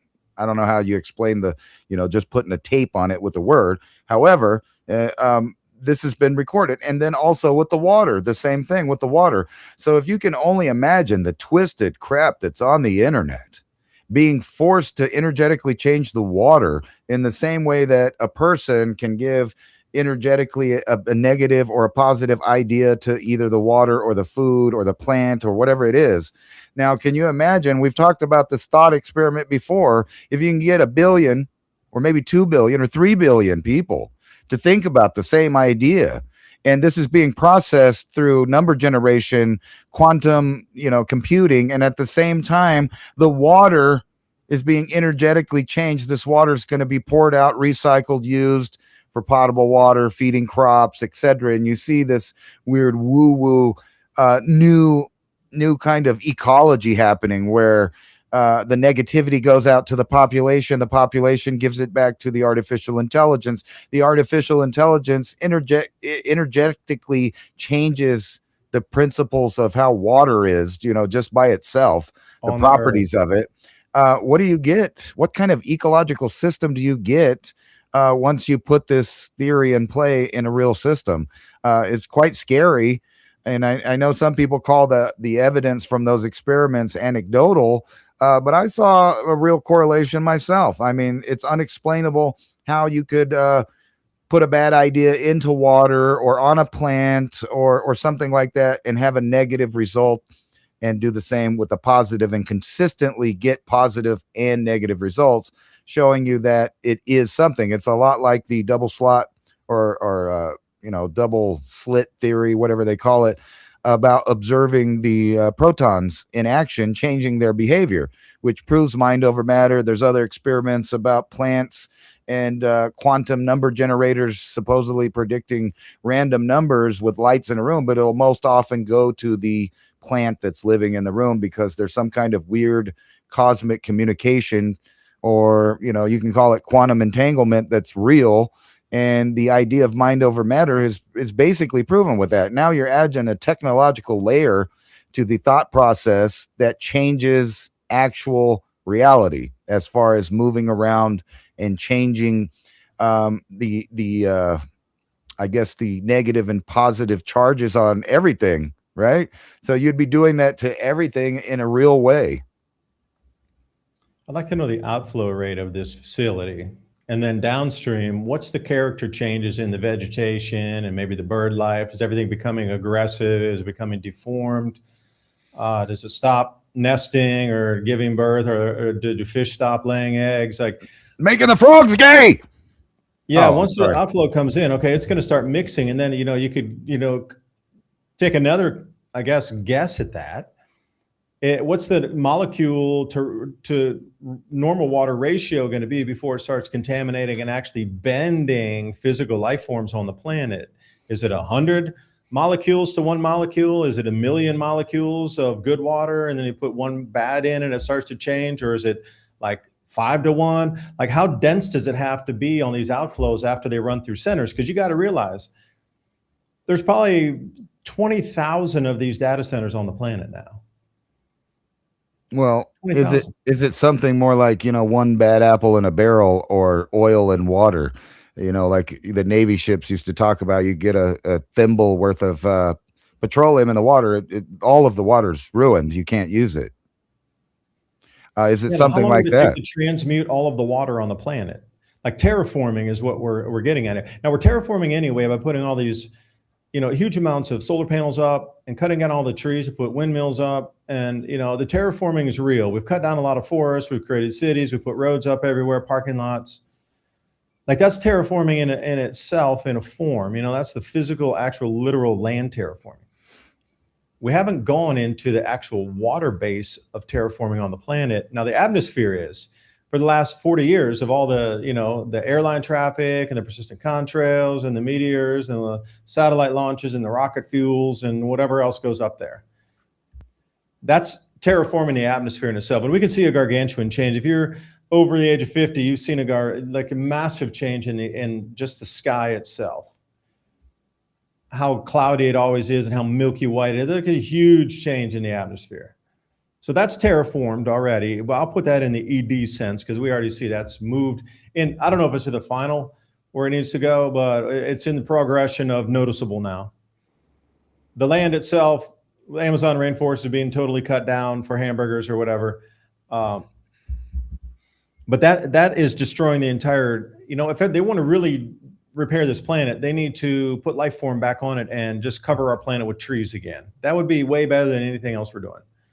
Like, by exponential amounts. It's so simple, so easy, but it brings real life back. And if you're an alien species invading a planet, that's the last thing you want, is putting life back on the planet that can push back against your version of what a Borg planet surfaced with tech would look like. Now we're starting to get into the water thing, and that's really interesting. I never thought about that until this episode here. Right. Are they now terraforming the water by using data centers to run it through to give it the frequency and then emptying it out into what is considered clean water? What if they re-inject it down into an aquifer? I don't know. We're just talking about they're supposedly just cooling this stuff, but I don't know how those ideas, as far as, zeros and ones could translate over to the water that's cooling it. But just the idea of the negativity, the amount of negativity, news, stories, fictions, other things that are on the internet, that being the thing that it exposes the water. And then to further that, we're nothing more than a mostly water crystal ourselves.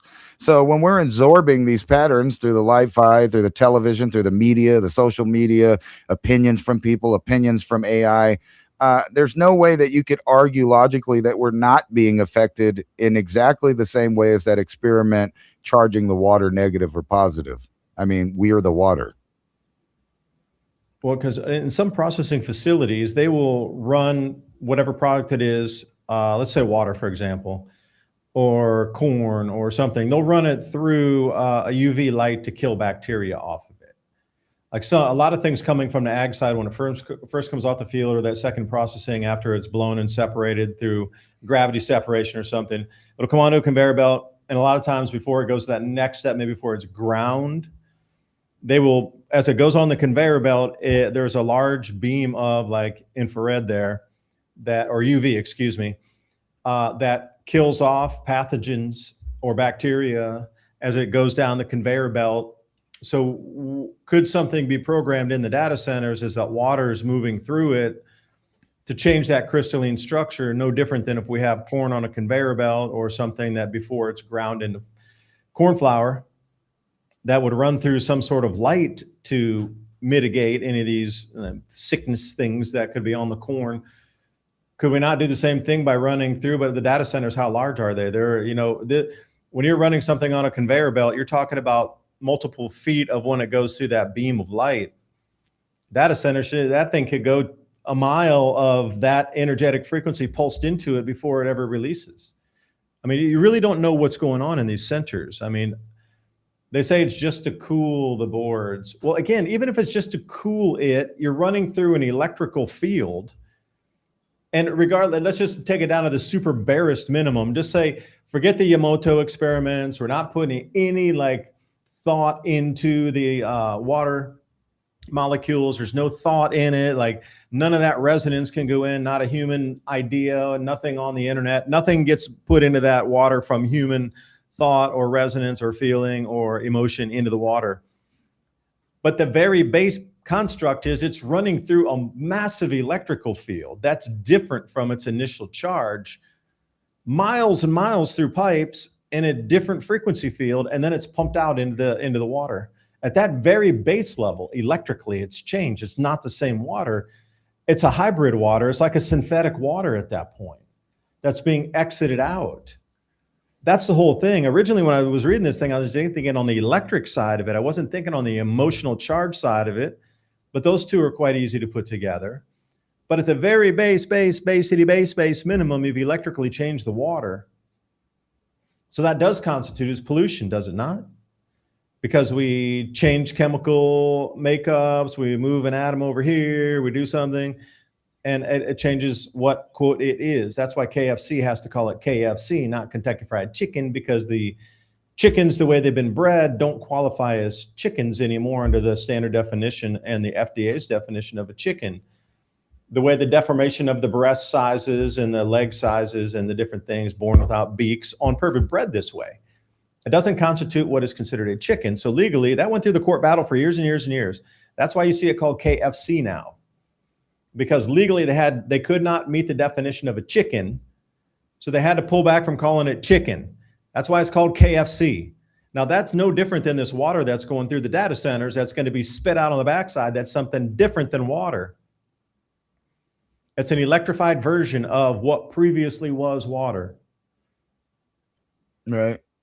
And then when you really think about this whole network that we're talking about, from the street level scanning us and tracking us and tracing us, and then when you kind of bump up the idea about the manipulation here, not just of the water, but the whole ideas spreading around the internet, the control mechanisms now controlled by AI. And you have to wonder, like, how much is that affecting you on not just, a metaphysical possible way, but directly how AIs can reinforce false beliefs, continually giving people search results or things that are not true. And then wait till it's direct. It's a direct implant, not unlike Neuralink or some of these other peripherals that are now hitting the market. Which, by the way, are the base layer again. I keep saying this. Whenever you see a program, you have to think, what is the next stage of it? So we're at the peripheral stage to get people used to integrating their biology with technology. A little brain plant here, a little prosthesis here. Next thing, you get the direct, connection on the cellular level through the hydrogel platform. Now you can start not only programming information in a technological sense, but you're also changing the DNA on a genetic level to, interact with these new technologies and programs. And some of the stuff I've been reading is so far out there that I think that they have a good idea on how they're going to integrate these programs. And right now that we're still into the get used to it phase, the introduction phase, the flock cameras, the peripherals, getting everyone that's alive now, especially the children, alpha and beta and Z, to get used to the new arrangement of the world. And I was just telling my son that yesterday, you're the first generation, not me, that's going to be here witnessing the changeover, to where it's completely like a sci-fi movie where you're getting retinal scanned and all your bio information is being scanned constantly. There's things overhead tracking you. Everything is delivered. Everything is digital. Nothing that you own, none of your paperwork, the wills, all of that stuff is all going into the digital realm and subject to manipulation from programmers and artificial intelligence programmed to destabilize, like every other program invented by the elite. Yeah, and I'll tell you something strange too. Yesterday, I had a notice from my bank that made me sign a new stipulation about taking everything on digital signature. And I couldn't even log into my online banking until I clicked yes and agreed to that term of electronic signature. Also, interestingly, it occurred at the same day that this tokenization aspect of things turned on as well. So, it's interesting how the bank went in the same day and made those changes to being able to move everything over to digital signature.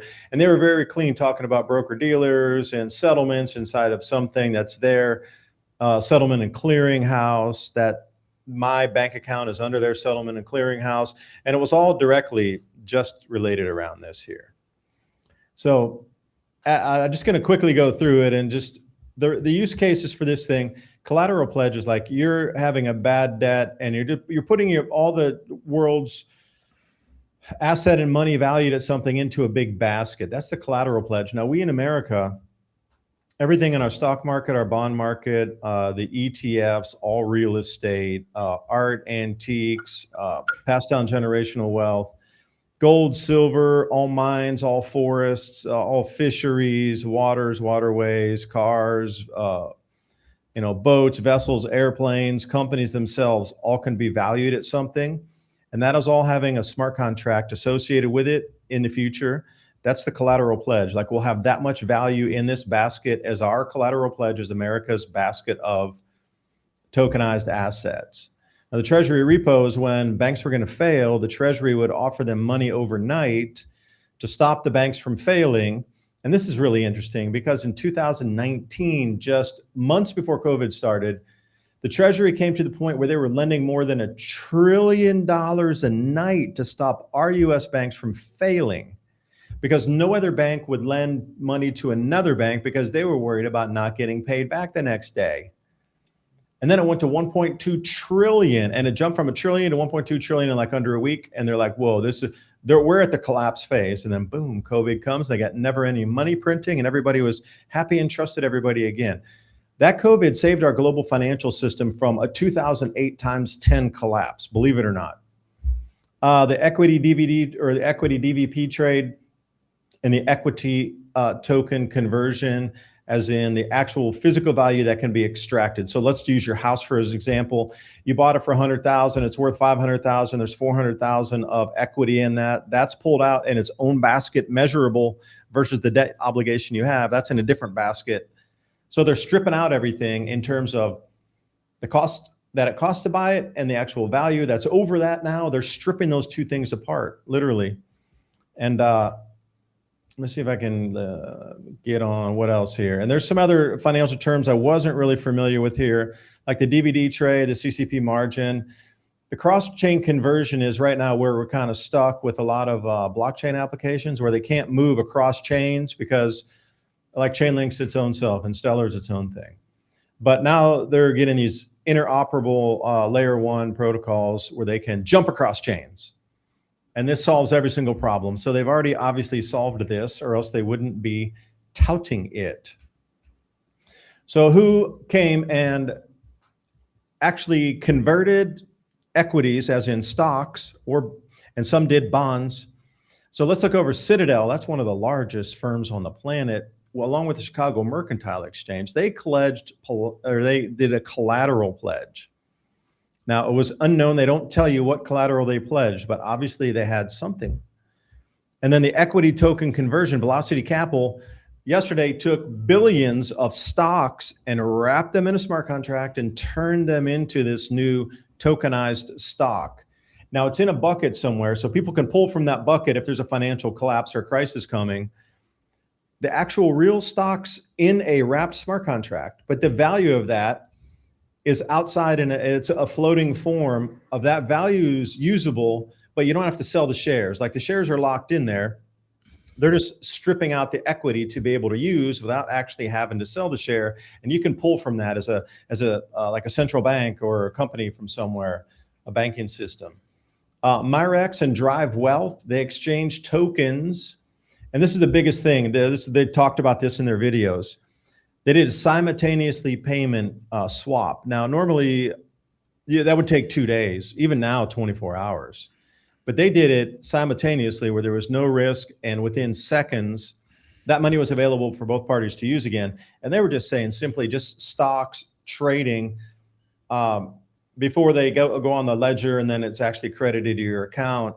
That's going to open up like $2 trillion per 1 day just by doing the simple stocks. They didn't talk about bonds or anything else. So we're talking about tens of trillions of dollars unlocking every day because they can settle super fast, instantly almost. Myrex use U.S. Treasuries. They tokenize U.S. Treasuries, use those, wrap them in a smart contract, strip the value out, and said, okay, you can use this as a repurchase agreement, meaning you can borrow those, but you're still going to have to pay the interest on them. Unknown. I don't know what the interest rate they set, but a government can borrow that without actually having to buy the underlying real U.S. Treasury. They're actually borrowing it from Myrex and their basket of capital versus owning the real U.S. Treasury, so you can spin it back without having our oversight on it. Societe Generale seems to be a big one in here. Again, Citadel Securities, all stocks, and Societe Generale Bank, meaning you and my bank deposits in there have been pledged into this bucket of collateral of assets that can be used and swapped anywhere on the planet that needs financial help. And then we got Societe Generale where they were doing their token conversion, making their own treasury out of this. There's a few steps that seem to be involved in setting up the smart contract, becoming a treasury for this capital, bucketing it in a collateral pool, and then allowing others to tap into that collateral pool under the umbrella of the U.S. Collateral pool. So it seems like there's levels within it, but it all comes up and bubbles to the surface. And then we got JP Morgan and the CME on their margin. So a lot of times big banks will get margin called because they took a wrong position. Like gold, for example, they'll have 50 billion in gold options out there. Oops, it went the wrong direction. So they can pull from a specific quote unquote margin balance bucket of asset value to push against there so they don't get margin called. They'll wait 100 years before it comes back up or comes down or up to the price that they need it to clear again. So they will never have to pull another dime out of their own pocket to cover their bad bets. They'll just pull it from somewhere else and they'll wait as long as it takes. And this is going to cost, I don't know what the value amounts are in this thing here, but the CME, this is where all the metals and the grains and all this stuff comes from. And then we got Citadel Securities, equity tokens again. Then we got Alpaca, equity tokens means stocks. They've converted traditional stocks, wrapped them in a smart contract that's sitting over here. The stocks still exist, but they pulled the equity out of the actual value of the money. And that's in a bucket that's usable, that can swing around. That was the whole thing about, like, your house is locked up. You can't really use your house to buy stuff. It's really, you can't move it to another country. You can't use it to really day-to-day transactions. Well, they've made this possible now. Your house is stripped out, the equity, the value increases now, usable money for somebody else, not me or you, by the way, not me or you, for the banks and these institutions. Then we got BNP Paribas, and then we got Vanguard. Both did the same thing with equities and security lending yesterday. Like, this is big, super big, like gigantico big, and nobody's even looking at it. And then look for this. This is the next thing in the news you're going to start seeing again and again and again. They're going to have to. Every country on the planet in unison as of yesterday and today has suddenly passed all these crypto laws. They have to, because to be in this system, you have to be in the tokenized blockchain system. So Japanese passed a bill legalizing Bitcoin and crypto ETFs, reducing crypto taxes from 55% to 20%.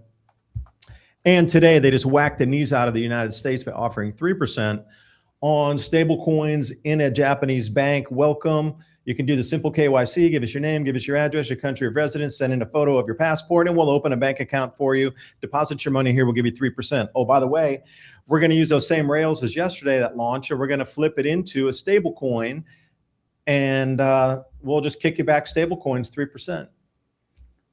Every single nation on the planet right now is running to these, here's another one, let me pull it up here. Bolivia, as of yesterday, ongoing integration with Tether into national payment system. See, every nation on earth has to suddenly tokenize to get into this new system that DTCC has launched by October of 2026. So every nation on the planet needs to instantly pass laws and move into the new system if they haven't already been. But this is what we're going to start to see across everywhere on the planet. This is it. Let me see what else got. Yeah, and here we go. South Korea set up new management laws yesterday because here's the thing. Their stock, 1 out of 30 people got margin called yesterday. So 1 out of 30 people with stocks, which is everybody in Korea. That's how you saved your money. 1 out of 30 Koreans got margin called and lost all their savings yesterday. 1 out of 30 bankrupted in America yesterday, or bankrupted in Korea yesterday. So they set up suddenly these new laws as of 24 hours ago that you can't do margin on the stocks anymore in Korea. But guess what? You can bring it under a new crypto law with blockchain. Wow. And that just continues. And then DTC, the bottom one there, DTCC, they tokenized yesterday the S&P 500, all of it. Microsoft, QQQ shares, which is an ETF, and treasuries for all Wall Street firms. They moved trillions of dollars into wrapped smart contracts onto this new system yesterday, and it made no news. Wow. No news. That's the craziest part. We started a new financial system yesterday, and there's no news about it. Unless you follow, and like I do, I'm really interested in this stuff because I want to see the future. I want to know how to protect myself. And then South Africa coming up with all these new laws that any South African, beware. If you're flying back into the country or you're leaving the country, if you have any like crypto devices with you, they will put you in jail until you give them the private keys. And if they decide they want to sell your crypto, they will do it under forced liquidation.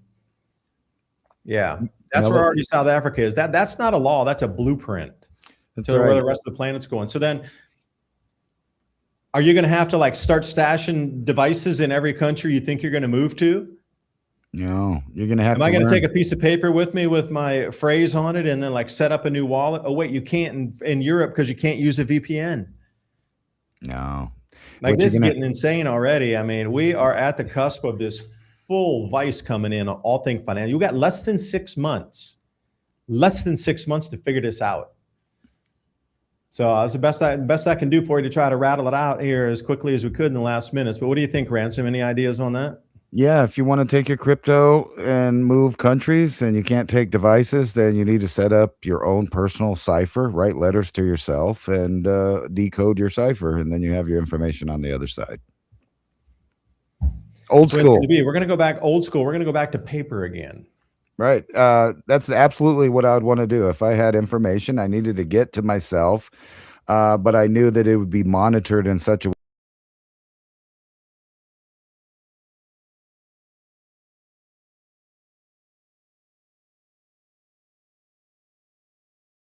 Obviously, you're not going to be able to just remember things. So you'd have to create a personalized cipher and find some way to send it to yourself and decode it and reuse it. I was going to ask you while we have a couple minutes, you sent me this video. It's a minute 33. Did you want to play that? I didn't know what it Sure, was let me about. see what I sent you a few things this morning. The host Here in pipeline is Taiwan. Oh absolutely yeah, this bollocks, one, and great. here's why. Ishka Aaron have said that the host pipe ban is absolute Can you turn it up a bollocks, little and bit? here's why. Ishka Aaron have No. said that data centres Okay. in Ireland last year used 608,000 megalitres of water. And when you say it quickly, it doesn't seem like that much. And megalitres is a perfectly acceptable unit of measurement. But it's being used to minimise the damage. 608,000 megalitres is 608 billion litres of water. I appreciate that we haven't had rain for a while. I appreciate things like evaporation and the water cycle. I understand how these things work. Saying I can't water the food crops, tiny bloody peas and herbs growing in my back garden, saying that I can't use a few litres of water every evening to water those so that I can eat those crops. Saying that that's worse than data centres using 608 billion litres of water in the year is unconscionable. And it's just another way that large corporations are completely absolved of all their environmental sins, while the consumer is made feel like the big bad fucking wolf once again. Wowzers, man. 608 billion liters, man. That's a lot of water. Yeah, and they won't even let you use 3 to 4 liters to water your plants at night to keep your own fresh veg coming in on you. Wow, man. See, this is the thing where they're starting to pass laws and then they can enforce them by drone technology. They fly over and do those scans and they can see if somebody's watered. If you have, then you're going to get a fine. Yeah. It's Yeah. just cheaper to go to the supermarket and buy it than grow your own, because if I'm going to get the fine for growing it and I don't know what days I can water or not. You want to hear something funny though? In several weeks ago, I had to start a new garden, and I've been using raised beds and different stuff. And the best thing so far that I found, at least for desert farming, is literally just to dig a big hole in the ground and then fill it full of soil almost all the way up, where you get a little reservoir to hold water, and then farm that way. However, it was really hot. It was in the 100 plus there for, during that time period. So I didn't want to work in the daytime. So I got out some bright lights and did the digging. It's not too loud at nighttime. I got my pick and my shovel out there, and I'm digging the hole, and I got these lights shining on it. And then I realized that I have several in a row, and the sheriff's department helicopter flies over and is shining the spotlight on my yard. And I'm thinking, that probably does look weird from up above, that I'm building yet another hole in the ground with a bunch of tarps and some bright lights, and we're digging out. And I realized it looked like a series of graves in my land there. And I was wondering, are they going to come over here and ask me what I'm doing? But they never did show up. But it kind of raises the question, how soon will it be until this is a common occurrence where drones are flying over, or trucks are driving by, or whatever it is that's scanning your house? And then, like I said, somewhere in cyberspace, they're coming up with, metering your existence by issuing citations and summons and code violations and warrants after you don't pay it eventually. So that's the kind of future we're looking ahead at. And Florida has already started their pilot program. That'd have been cool if you already had a tarp set up that's on rollers that went from one end of your gated area all the way across, and as the fire, you could have just rolled the tarp all the way back. That would have freaked them out. For sure, you would have gotten a visit. What are you hiding from us? Nothing. I'm just planting a garden. What else? Anyway, thanks for joining us tonight, the Civilization Cycle podcast. Please remember to join us. Get the show notes. Sign up for the newsletter. We're approaching 1,000 on the newsletter right now. Thank you so much. Put your email address in there. Get you out. I sent it just before the show tonight. So look in your email box for that from last week of the different things we spoke about. This is an interesting episode. Try to wrap those in for 10, put a few interesting graphs in there, give you some thoughts for the week to carry you through, start the conversations. And also, if you appreciate this type of content, please support us over at buymeacoffee.com/civilization cycle. And until next week, think of the solutions and type them in the comment box. We'll take a look. And 7 days, we'll be back at it again.